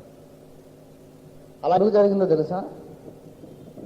అంతకుముందు ఒక అక్కయ్య ఉండేది అక్కడ, చాలా భక్తిపరురాలు. బాబు నువ్వు ప్రకటన మీద చాలా బాగా మాట్లాడతావని విన్నాను, రెండవ రాకడ గురించి కొంచెం నాకు సంగతులు చెప్పు నాయన అని కూర్చుంది. ఓ తెలుసుగా చెప్పేస్తాను, నాకు అన్నీ తెలుసని నేను నేర్చుకున్న పాత చదువంతా చెప్పాను. ఏది పాతకాలం పిఎం శామ్యుల్ గారు, రాజారావు గారు చెప్పిన చదువంతా చెప్పాను. ఆమె చాలా ఆత్మీయురాలు. మొత్తం విన్నాక ఆమె సాటిస్ఫై అవ్వలే, ముఖమంతా అంటే అసంతృప్తిగా పెట్టుకొని ఎగాదిగా నన్ను చూసి లేచి వెళ్ళిపోయింది. వివేచన కలిగిందన్న. నేను చెప్పేటప్పుడు నాకు మనసు అంతా ఎదురాడుతోంది. ఎదురాడి ఏటికి ఎదురుదినట్టు నేనున్నాను, ఆ అమ్మేమో నన్ను మెచ్చుకోకుండా వెళ్ళిపోయింది. ఇది నాకు 2-3 రోజులు మదన పడ్డానన్నమాట. నన్ను ఎందుకు అక్కయ్య మెచ్చుకోలేదు, బాగా చెప్పేవు బాబుని ఎందుకు అనలేదు, ఎందుకు నాలో నాకే ఘర్షణ వచ్చేసింది, ఎదురుగాలికి సైకిల్ తొక్కినట్టున్నాను ఎందుకు అని ఆలోచన చేస్తూ చేస్తూ చేస్తూ చేస్తూ నేను కూరగాయల మార్కెట్కి వెళ్తే దేవుడు అన్నాడు, ఆగు ఇవాళ వంట దేవుడు పద, నేను నీతో మాట్లాడాలి. గోడ దూకించాడు దేవుడు, లోపలికి వెళ్ళి మోకరింపజేశాడు. 3 దినాలు నేను దేవుని సన్నిధిలో, అప్పుడు రోజుకు 1-2 గ్లాసులు మంచినీళ్ళు తప్ప ఏమీ లేదు లోపల. ప్రార్థించి ప్రార్థించి ప్రార్థించగా 3 దినాలు అయ్యాక నా గది వెలుగుతో నిండిపోయింది. దేవుడు నా దగ్గరకు వచ్చాడు. అప్పుడు ఆయన బయలుపరిచినదే నేను యుగాంతం గ్రంథంలో రాశాను. ఎందుకు ఈ విషయం అంతా చెప్పానంటే, సాధారణముగా బైబిల్ చదువుట వేరు, ఉపవసించి బైబిల్ చదువుట వేరు. దేవుడు నీకు బయలుపరచదలుచుకున్న సత్యములు మర్మములన్నీ దేవుడు బయలుపరిచే శుభ సమయము ఉపవాస సమయం. దేవునికి స్తోత్రం కలుగునుగాక. హల్లెలూయా. కనుక విరిగి నలిగిన మనస్సుతో దేవుని సన్నిధిలో మనం అడిగిన ప్రతి దానిని దేవుడు మనకిస్తాడు. ఇంకా ఎన్నో విషయాలు బైబిల్లో భక్తులందరూ కూడా ఉపవాసము చేత ఆశీర్వదింపబడ్డారు. మీకు తెలుసో లేదో 120 మంది మేడగదిలో 10 రోజులు ఉపవాస ప్రార్థన చేసిన తర్వాతనే పరిశుద్ధాత్మను పొందారు. అపొస్తలుల కార్యాలు దయచేసి 1వ అధ్యాయం 14వ వచనం చూడండి దయచేసి.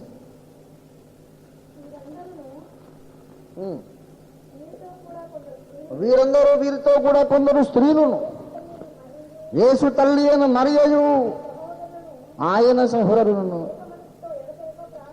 ఏమి చేయుచుండ్రు? ఏక మనస్సుతో ఎడతెగక ప్రార్థన చేయుచుండ్రు. ప్రార్థన ఎలా చేశారు? ఎడతెగక ఎడతెగక ఎడతెగక అంటే ఆపకుండా ప్రార్థన చేశారు. ఆపకుండా ప్రార్థన చేస్తుంటే మరి భోజనం ఎప్పుడు చేస్తుంటారు వాళ్ళు? 10 రోజులు ఆగకుండా ప్రార్థన చేశారు. అంటే అది ఏం ప్రార్థన? ఉపవాసమే. మధ్య మధ్యలో వెళ్ళి భోజనం చేస్తూ మళ్ళీ వచ్చి ప్రభా పరిశుద్ధాత్మని అని మళ్ళీ వెళ్ళి భోజనం చేసి వచ్చి మళ్ళీ టీ వెళ్ళి మళ్ళీ టిఫిన్, అలా కాదు. ఆత్మ కోసం అడుగుట కనిపెట్టుట తప్ప రెండో పని లేకుండా 10 రోజులు దేవుడు పరిశుద్ధాత్మను కుమ్మరించాడు. దేవుడి స్తోత్రం కలుగునుగాక. పెంతెకోస్తు సంఘం పుట్టి పెరిగిన మాకు తెలుసు. అప్పుడప్పుడు పరిశుద్ధాత్మ కోసం కనిపెట్టే కూటాలు జరుగుతూ ఉంటాయి. ఎలా జరుగుతాయి? ఆత్మ కోసం కనిపెట్టే కూటాలు ఈ రోజుల్లో ఎక్కడా లేవు. పెంతెకోస్తు కూడా మానేశారు. ఎందుకంటే ఎంతసేపు కనిపెట్టినా రావట్లేదండి. మరి కూటాలు పెట్టి పొందకుండా వచ్చేసిన దానికంటే కూటాలు తీసేయడం మనకు పరువుగా ఉంటుందని మొత్తం మానేశారు. కానీ పెంటెకోస్టల్ చర్చెస్లో మా చిన్నతనంలో ఉపవాసం ఉండి ప్రార్థన చేసి పరిశుద్ధాత్మ కోసం కనిపేవాళ్ళు. 2 రోజులు 3 రోజులు వారం రోజులు ప్రతిష్ఠించుకొని మందిరంలో ఉండిపోతారండి. పాటలు పాడుతారు, స్తుతిస్తారు, ఆరాధిస్తారు, ప్రార్థన చేస్తారు, ప్రభువాలను నింపమంటారు. చాలాసేపు ప్రార్థన చేసి రాకపోతే మళ్ళీ పాట ఎత్తుకుంటారు, మళ్ళీ స్తుతి ఆరాధన చేస్తారు, మళ్ళీ ప్రార్థన చేస్తారు. పాటలు స్తుతించుట, ఆరాధించుట, అడుగుట, కనిపెట్టుట, అలా స్తుతి చెబుతూ బోల్డ్ మంది పరిశుద్ధాత్మను పొందారు. అలా నేను కూడా అలానే పొందాను. అగాపే సంఘములన్నిటిలో ఆత్మ కోసం కనిపెట్టే కూటాలు అవ్వాలి, మళ్ళోసారి పెడదాం. దేవుని స్తోత్రం కలుగును గాక. ఈ సిల్వర్ జూబిలీ కన్వెన్షన్ సందర్భంగా సేవకుల సదస్సు జరుగుతుంది. సేవకుల సదస్సులో మనం ఈ తీర్మానాలు ఎన్నో చేయాలి. ఇక నుండి అగాపే సంఘ క్రమము ఏమనగా కనీసం నెలకు 3 రోజులు పరిశుద్ధాత్మ కోసం కనిపెట్టే కూటాలు అన్ని సంఘాల్లో జరగాలి. పరిశుద్ధాత్మ పొందని వాడు ఒక్కడైనా అగాపేలో ఉండొద్దు. దేవుని స్తోత్రం కలుగునుగా. పరిశుద్ధాత్మ పొందాలని వాదించడమే కాదు, మనం పొంది వాదించాలి. దేవుని స్తోత్రం కలుగును కాదు. ఆత్మ పొందని వాడు ఆత్మ పొందాలని వాదించి ప్రయోజనం ఏంటి? దేవుని స్తోత్రం కలుగును కాదు. కనుక ఇలా ఉపవాసం ఉండి సమయమును సద్వినియోగం చేసుకోవాలి. దేవుడు నేర్పించేది నేర్చుకోవడం ద్వారా సద్వినియోగం చేసుకోవాలి. మన మనవులు దేవుని సన్నిధిలో విన్నపములు కుమ్మరించి విజ్ఞాపన చేయటం ద్వారా సద్వినియోగం చేసుకోవాలి. ఆత్మాభిషేకము పొందుట వలన సద్వినియోగం చేసుకోవాలి. ఉపవాసము నుంచి ఒత్తిగా పోవద్దు, నూతనమైన తైలాభిషేకం పొందిపోవాలి. దేవుని స్తోత్రం కలుగును గాక. హల్లెలూయా. ఇంకొక విషయం కూడా చెప్తాను. ఉపవాసం ఉండి మనం చేయవలసిన మరొక ముఖ్యమైన కార్యక్రమము, మన జీవితంలో దేవునికి ఆయాసకరమైనది ఏదన్నా ఉన్నదేమోనన్న స్వపరీక్ష. దేవుని సన్నిధిలో సమయాన్ని సద్వినియోగం చేసుకోవాలి. ఎలాగా? దేవుడు వచ్చాడు, ఏమండి, దేవుడు వచ్చాడు. ఉపవాసం ఉంటే దేవుడు ఎక్కడుంటాడని చెప్పాను? సమీపంగా ఉంటాడు కదా. దేవుడు సమీపంగా ఉన్నప్పుడు దేవుని ముఖకాంతి మన మీద ప్రకాశిస్తుంది. దేవుని ముఖకాంతి మన మీద పడినప్పుడు, ప్రకాశించినప్పుడు ఒక అడ్వాంటేజ్ ఏమిటంటే 90వ కీర్తన 8వ వచనం చూడండి. నీ ముఖకాంతిలో మా రహస్య పాపములు కనబడుచున్నవి. ఉపవాసం ఉంటే దేవుడు మనకు దగ్గరగా వస్తాడు. దేవుడు మనకు దగ్గరగా వచ్చినప్పుడు దేవుడి ముఖకాంతి మన మీద పడుతుంది. దేవుని ముఖకాంతి మన మీద పడ్డప్పుడు మన రహస్య పాపాలు మనకు తెలుస్తాయి.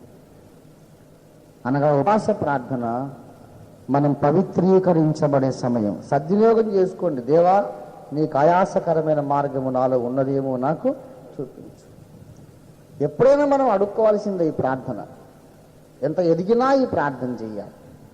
సీనాయి కొండ మీదకి ఎక్కినా అక్కడ కూడా అడగాలి, నీకు ఇష్టంగా ఏమైనా నాలో ఉందా? దేవదూతల యందును ఆయన లోపములు కనుగొనుచున్నాడు కదా.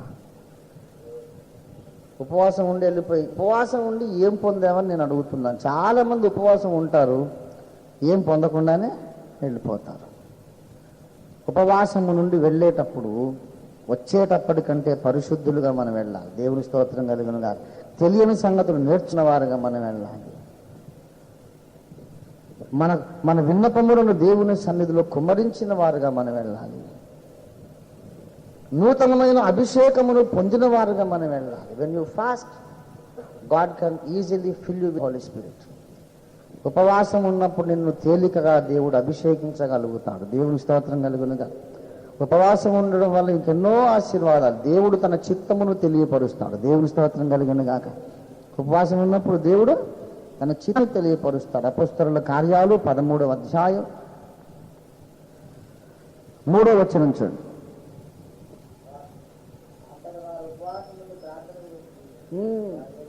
రెండవ వచనం అసలు మొదటి నుంచి చదవండి. అంత్యోకయలో ఉన్న సంఘంలో బర్నబా, నీగబడిన సుమయోను, కురేనీయుడైన లూకియా, చతుర్థాధిపతి అయిన హేరోదుతోడు పెంచబడి మనయేను ఆయన పేరు.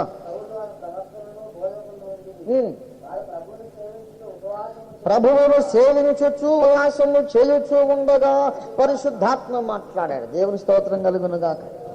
ఉపవాసం ఉండగా పరిశుద్ధాత్మ మాట్లాడాడు. సంఘమంతా ఉపవాసం ఉంటే పరిశుద్ధాత్మ దేవుడు మాట్లాడతాడండి. కొత్త సేవకులను దేవుడు పిలుచుకుంటాడు. ఎవరెవరిని పిలుచుకుంటున్నాడో దేవుడు ప్రవచన రీతిగా మాట్లాడతాడు.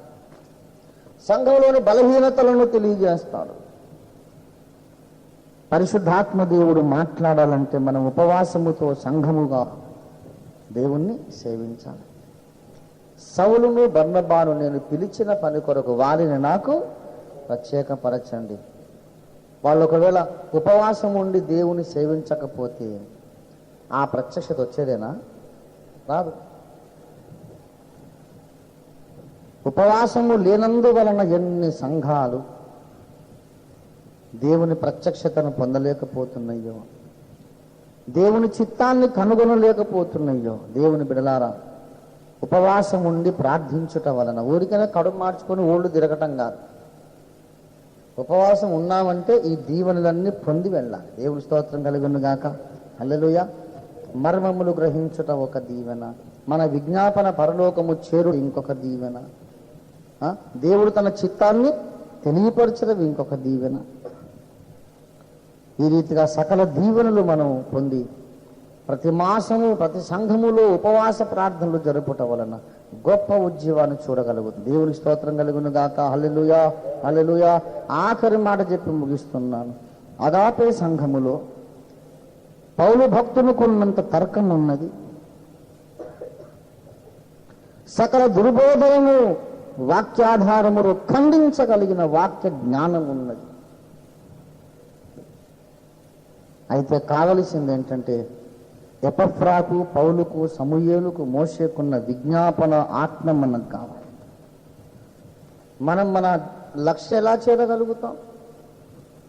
ఎన్నాళ్ళ వరకు రెండు తలంపుల మధ్య మీరు తడబడుచుందురు అని మనం అడిగినంత మాత్రాన అందరూ సత్యాన్ని గ్రహించేస్తారా? అగాపే సంఘములన్నీ ఒక చోటికి వచ్చి ఒక 10 రోజులు ఎడతెగకుండా ఏక మనస్సుతో ప్రార్థన చేస్తే తప్పక ఉజ్జీవాత్మ కుమ్మరించబడుతుంది. దేవుని స్తోత్రం కలుగునుగా. ప్రతి సంఘమును ఉపవాస ప్రార్థనా యోధుల సంఘంగా కాపరులు సిద్ధం చేయాలి. హైదరాబాద్లో మన సంఘంలో ప్రతి నెల 48 గంటలు ప్రార్థన చేస్తాం. మళ్ళీ వెళ్ళేది ఉండదు. ఇక ఇవాళ ఉదయం 6 గంటలకు మొదలుపెట్టి రేపు ఉదయం 6 గంటలకు 24, ఎల్లుండి ఉదయం 6 గంటలకు 48 గంటలు ప్రార్థన ధూపం మానకుండా దేవుని సన్నిధికి వెళ్తూనే ఉంటుంది. వాక్య ధ్యానము, స్తుతి, ప్రార్థన, విజ్ఞాపన, వాక్య ధ్యానము, స్తుతి, ప్రార్థన, విజ్ఞాపన, ఆరాధన 40 hours నాన్ స్టాప్.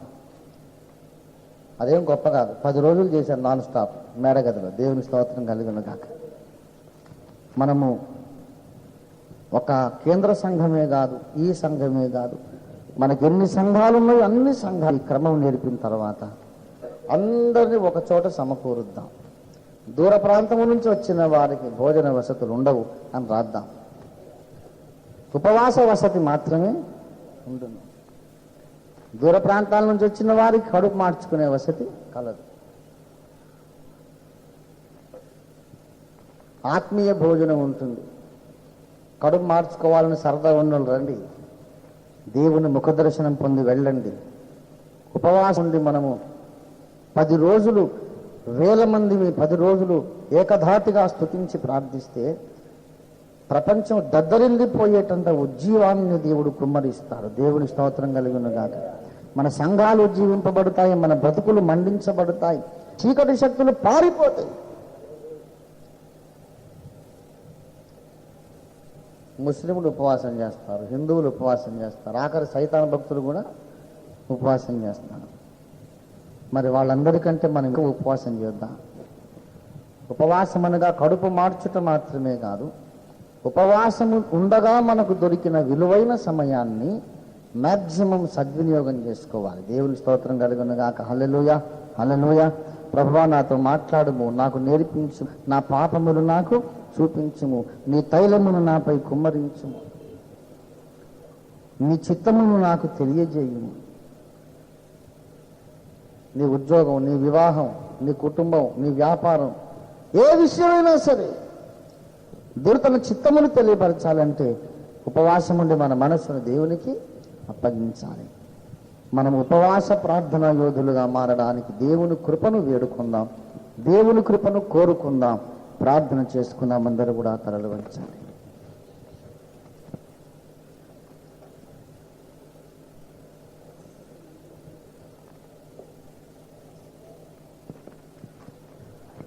హల్లెలూయా హల్లెలూయా హల్లెలూయా హల్లెలూయా హల్లెలూయా. దేవా దిగి రండి నాయన, మాతో మాట్లాడు. యేసయ్యా నాతో మాట్లాడండి, నాతో మాట్లాడండి, నాతో మాట్లాడండి. సంఘముతో మాట్లాడండి ప్రభువా. నీ ముఖ కాంతి మాపై ప్రకాశింపచేయండి. నీ ముఖ కాంతిలో మా రహస్య పాపములు కనబడుచున్నవి నాయన. అయ్యో మేము యోగ్యం కాదు నాయన, నీ సన్నిధిలో పాత్రులము అర్హులము కాదు. అయా సహాయము చేయండి, మాకు తెలియని సంగతులు తెలియచేయండి, వాక్య మర్మములు తెలియచేయండి.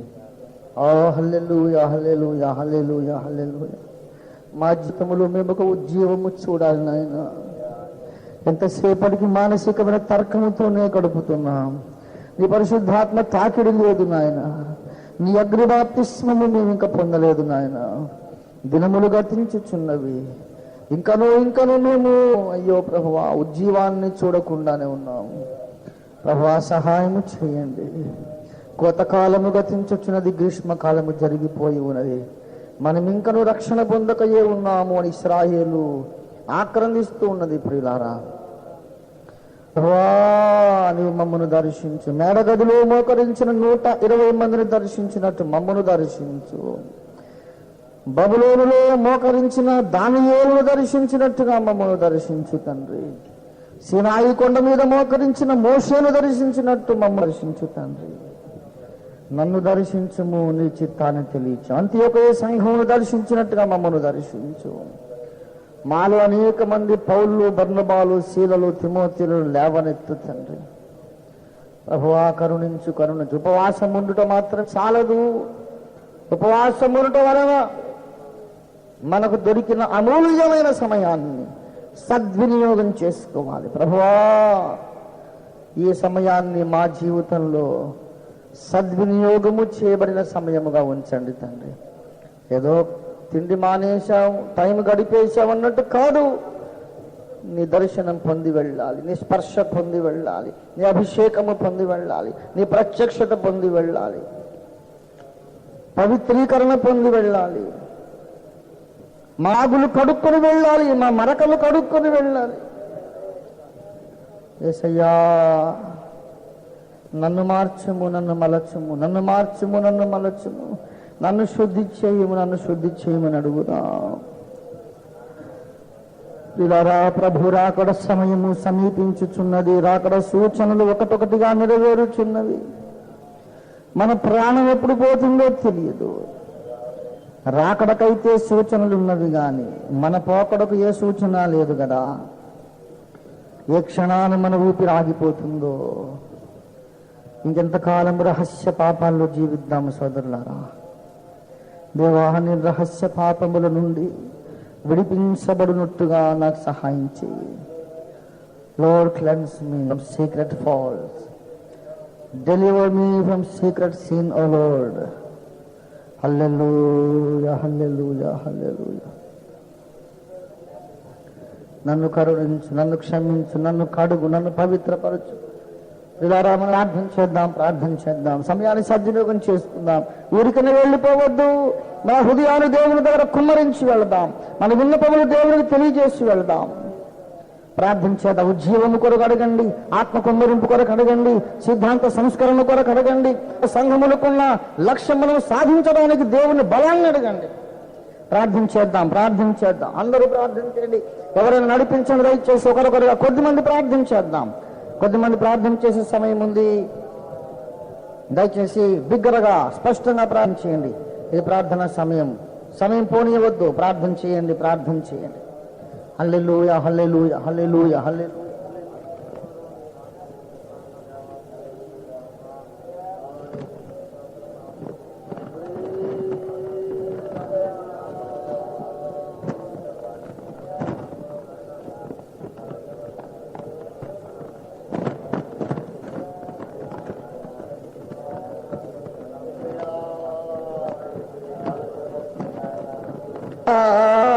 కృపతో నా నేరం క్షమించి వస్త్రములతో నల్లలంకరించితివి కృపతో నా నేరం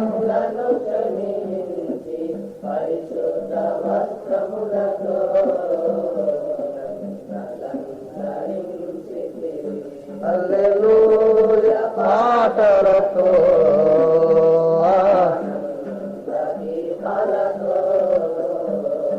కృపామయుండ నీ మేలులన్నీ స్మరించి స్తుతింతును కృపామయుండ నీ మేలులన్నీ స్మరించి స్తుతింతును. దయచేసి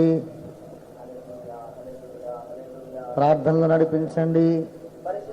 హల్లెలూయా. ప్రేరేపణ కలిగితే క్లుప్తంగా ప్రార్థించవచ్చు. కోతింతో విస్తారము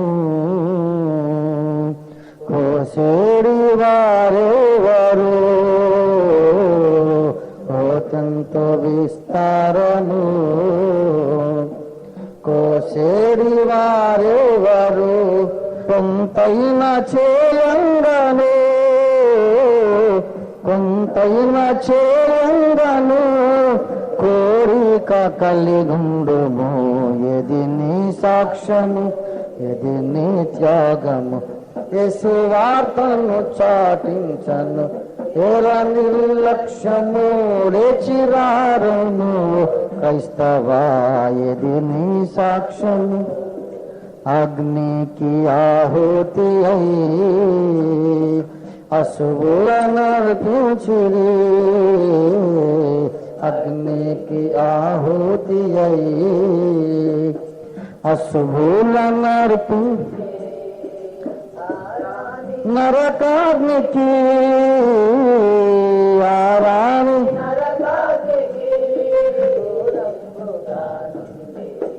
ఎది నీ సాక్ష్యము ఎది నీ త్యాగము సువార్తను చాటి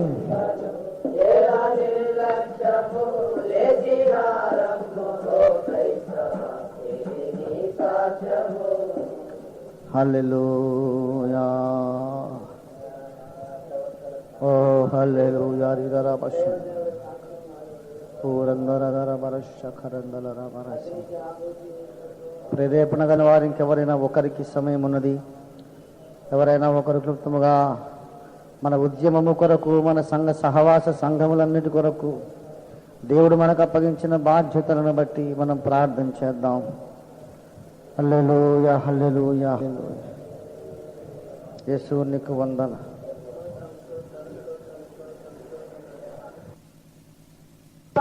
తను చేపాటి సిలువను మోసుకొని సువార్తను చేపాటి వెంబడింపా ఎంత భాగ్యమును చిత్తివి యేసుని వెంబడింపా ఎంత భాగ్యమును చిత్తివి స్తోత్రం చెల్లింతును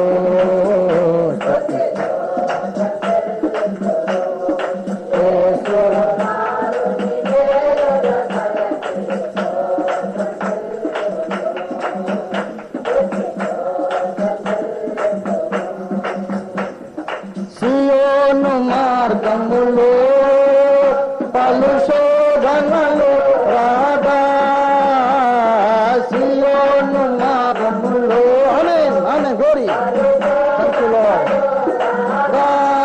సతాన్ని జయించుటకు విశ్వాసము సతాన్ని జయించుటకు విశ్వాసము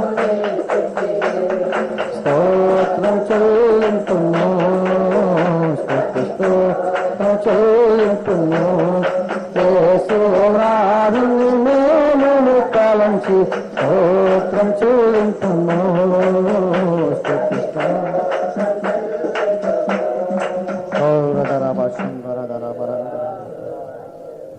యేసయ్యా నీకు వందనాలు. ప్రభు మన ప్రార్థన ఆలకించినందుకు రెండు చేతులెత్తి దేవుని స్తుతించి ఆరాధించుకుందాం. ఇశ్రాయేలు చే స్తోత్రములు మీరు ఆశీర్వదించు మన ప్రభువునకు స్తుతి భూపాన్ని వద్దాం.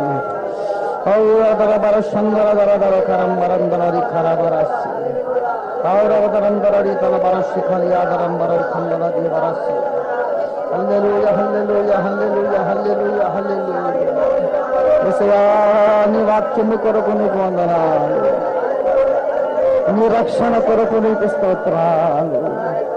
హల్లెలూయా విదరందర వశందర విఖలబరస్.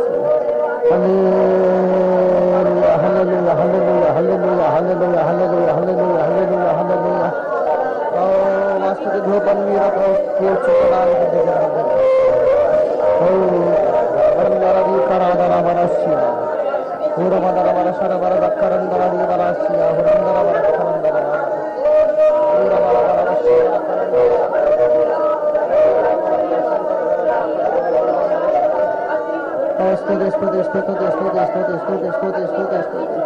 Let the fire come upon us, O Lord.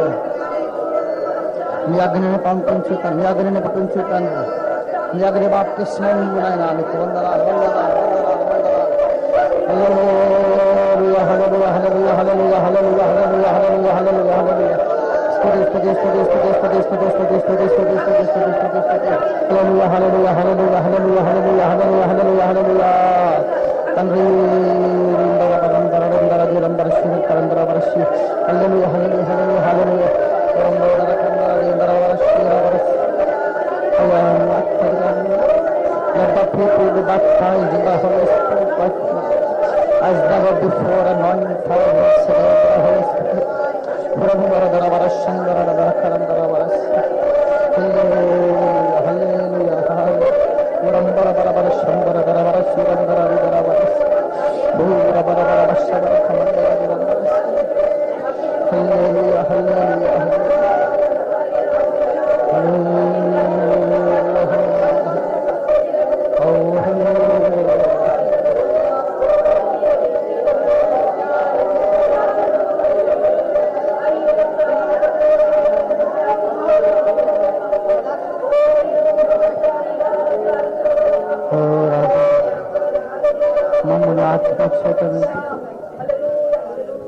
ఆమీన్ అనువాడా నమ్మక మయేన నాధుడా.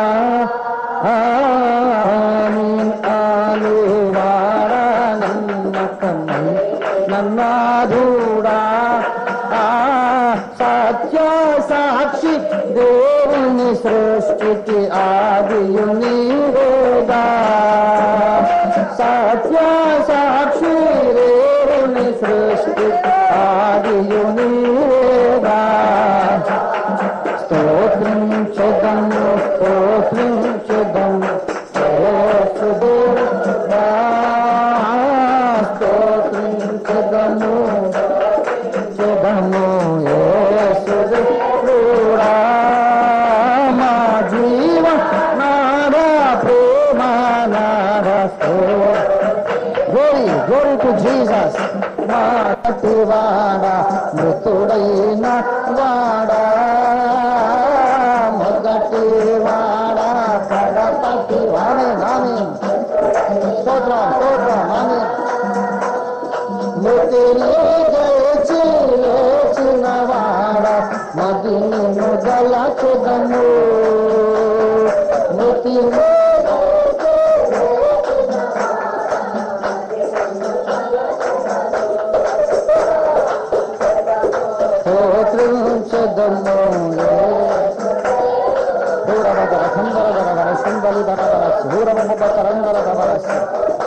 Amen, amen, glory, glory Lord. మా జీవానా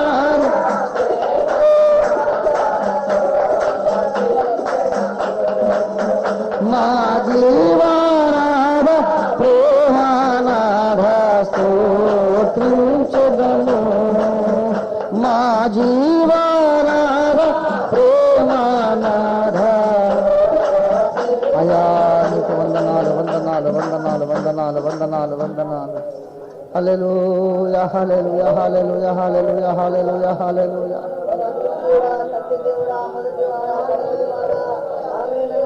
బరదర కరం బరదర బరస్ హల్లెలూయా రి బరదర కరం బరదర బరస్ పూర బరబర సుందర దిర కరం బరదర బరస్ కల్యాదర బరస్ సుందర దర కరం బరస్ సర కలందర బరస్.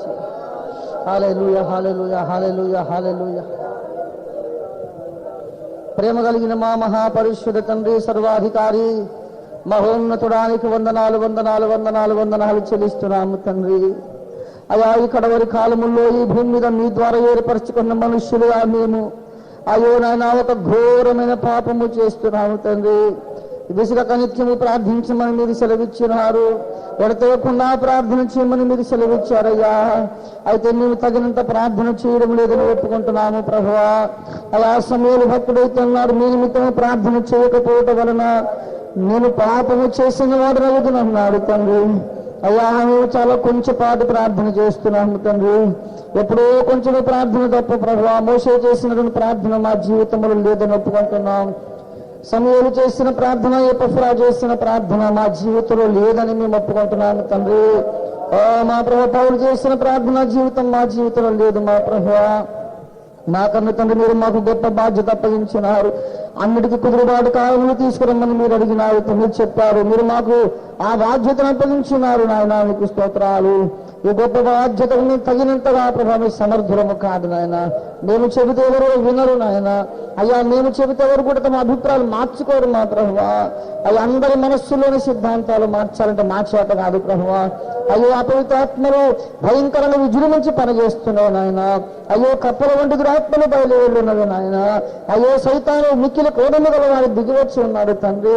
వారికి సమయం కొంచెమైనా వారికి తెలిసిపోయింది ప్రభువా.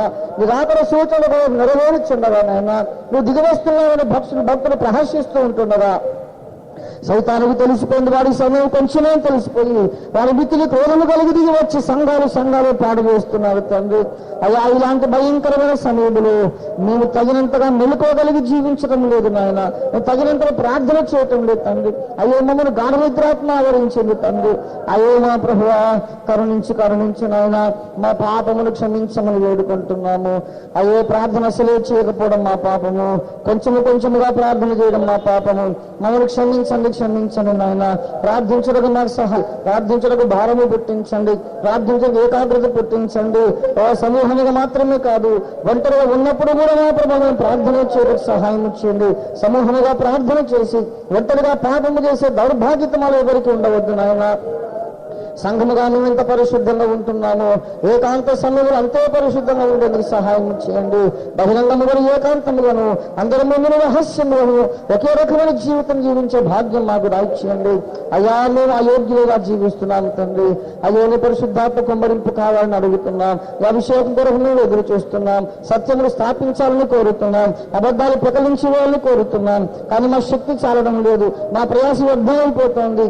అయ్యో మేము నీరసం ఆవరిస్తోంది, దినములు గడుస్తున్నవి, ఇంకా అబద్ధ బోధలు వ్యాప్తి చెందుతూ ఉన్నాయి నాయన. రోజునంతా ఆలోచించినప్పుడు నాయన మాకు అర్థమవుతున్నది. అయ్యో శక్తి చేత కాదు, బలము చేత కాదు, పరిశుద్ధాత్మ ద్వారానే కార్యాలు జరగాలి. శక్తి చేత కాదు, బలము చేత కాదు, పరిశుద్ధాత్మ ద్వారా అబద్ధ బోధలు ప్రకటించబడాలి. శక్తి చేత కాదు, బలము చేత కాదు, పరిశుద్ధాత్మ ద్వారానే సత్యము స్థాపించబడాలి. పరిశుద్ధాత్మ ద్వారా అబద్ధ బోధకులు ప్రకటించబడాలి. సత్యములో ప్రతిష్ఠింపబడాలంటే నాయన పరిశుద్ధాత్మ కుమ్మరింపు నీ సంఘాల మీద జరగాలి తండ్రి. అయ్యా నీ పరిశుద్ధాత్మ కుమ్మరింపు లేకపోతే మేమేమీ చేయలేము. పరిశుద్ధాత్మ దేవా అయ్యో నాయన నిజంగా నీవే అందరినీ సర్వ సత్యములో నడిపిస్తావని మా ప్రభువుని యేసయ్య చెప్పాడు. ఓ పరిశుద్ధాత్మ దేవా మిమ్మల్ని మేము ఆహ్వానిస్తున్నాం. అయ్యా బాప్టిస్ట్ సంఘాల మీదకి మీరు దిగరండి పరిశుద్ధాత్మ దేవా. లూథరన్ సంఘాల మీదకి మీరు దిగరండి గొప్ప దేవా. యెహోవా సాక్షుల గుంపుల మీదకి మీరు దిగరండి పరిశుద్ధాత్మ దేవా. సెవెంత్ అడ్వెంటిస్ట్ వారి మీదకి మీరు దిగరండి పరిశుద్ధాత్మ నాయన. మా ప్రభువా అలాగే హెబ్రోన్ వారి మీదకి, ఓ ప్రభా బ్రదరన్ వారి మీదకి పరిశుద్ధాత్మదేవ మీరు దిగరమ్మని వేడుకుంటున్నాం. పెంతెకోస్తు వారి మీదకి దిగరండి పరిశుద్ధాత్మదేవ. ఇండిపెండెంట్ సంఘాలన్నిటి మీద దిగరండి మా ప్రభువా. వీరి వారిని కాకుండా నాయన సకల డినామినేషన్ల మీదకి మీరు దిగరండి, సకల డినామినేషన్ల మీదకి మీరు దిగరండి పరిశుద్ధాత్మదేవ. మీరు వస్తే తప్ప ఎవరు సత్యము గ్రహించరు, మీరు వస్తే తప్ప ఎవరు కళ్ళు తెరునైనా, మీరు వస్తే తప్ప ఎవరు కూడా సత్యాన్ని గ్రహించలేరు, ప్రతిష్ఠింపబడలేరు. అయ్యా మీరు దిగరండి. అన్నిటి కుదురుబాటు కాలములు రావాలి. ఆ కాలములు రావాలంటే పరిశుద్ధాత్మ దిగి రావాలి. పరిశుద్ధాత్మ రావాలంటే మేము వాదిస్తే వస్తాడేమో అనుకుంటున్న బుద్ధిహీనతను క్షమించు నాయన. నువ్వు వాదిస్తే పరిశుద్ధాత్మ రాదు కానీ అయ్యో మేము కన్నీళ్లు కార్చాలి, మోకరించాలి, దేవుడి సందులో విరిగిన రోధించాలని ఎల్లప్పుడూ ఆ స్పృహ మీరు మాకు చేయండి. పరిశుద్ధాత్మ దిగి రావడానికి తొలకరి వర్షము పెంతెకొస్తున్నాడు 2000 ఏళ్ల కింద కుమ్మరించబడ్డప్పుడు నాయన వారు 10 రోజులు ఎడతకుండా ఉపవాసం ఉండి ప్రార్థన చేశారు. భోజనానికి కూడా పోకుండా, భోజనానికి కూడా టైం వేస్ట్ చేయకుండా 10 రోజులు ప్రతి గంట నిమిషం వారు ప్రార్థన చేశారు. ప్రతి నిమిషం, ప్రతి గంట, ప్రతి క్షణం వారు ప్రార్థన చేసినట్టు చూస్తున్నాము.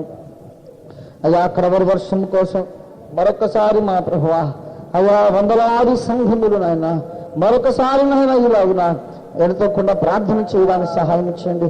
అగాపే సంపూర్ణ సువార్త సంఘములంటే తర్కించే సంఘాలుగా, వాదించే సంఘాలుగా, సత్యం ఎరిగిన సంఘాలుగా ప్రఖ్యాతి పొందినాయి. అందుకు నీకు వందనాలు చెల్లిస్తున్నాం.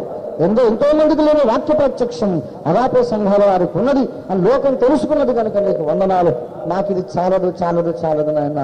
ఎవరు చేయనంత ప్రార్థన అయ్యో అగాపే సంఘం వారు చేస్తున్నారని లోకము గ్రహించడానికి చెప్పుకున్నట్టు సహాయం చేయండి. ప్రార్థనాపరుడైనటువంటి జాన్ హైడ్, ప్రార్థించేవారైనటువంటి చార్లెస్ విన్నీ, ప్రార్థించేవారైన డేవిడ్ బ్రౌనార్డ్ అని ఎలాగ చెప్పుకుంటున్నామో సంఘములన్నిటిలో విజ్ఞాపనాత్మ ప్రార్థనాత్మకమైన సంఘం అగాపే సంపూర్ణ సువార్త సంఘం అని అందరూ చెప్పుకోవడానికి సహాయం చేయండి. గొప్ప ప్రభువా, నైనా మా సంఘములోని ప్రతి విశ్వాసి, ప్రతి సేవకుడు, సేవకురాలు పరిశుద్ధాత్మ చేత నింపబడుటకు సహాయం చేయండి. మా సంఘములన్నీ విజ్ఞాపన కొరకు ప్రభావ పూనుకొనుటకు సహాయం చేయండి. అగాపే సంఘాలన్నీ ఒకే గ్రౌండ్లో సమావేశమై 10 రోజులు ఎడతెక్కకుండా ప్రార్థించే భాగ్యం దయచేయండి. ఏక మనస్సు, ఏకాగ్రత, ఒకే గురి కలిగి, ఒకే గమ్యం, ఒకే లక్ష్యము కొరకు, ఒకే వేదన, ఒకే భారము కలిగిన ఆయన అన్ని సంఘములు మాసడండి. వేలాది మంది, లక్షలాది మంది కన్నీరు రాచి 10 రోజులు రోధించే భాగ్యం మాకు దయచేయండి ప్రభువా. అయ్యా మేము ప్రార్థించగోరుచున్నాం.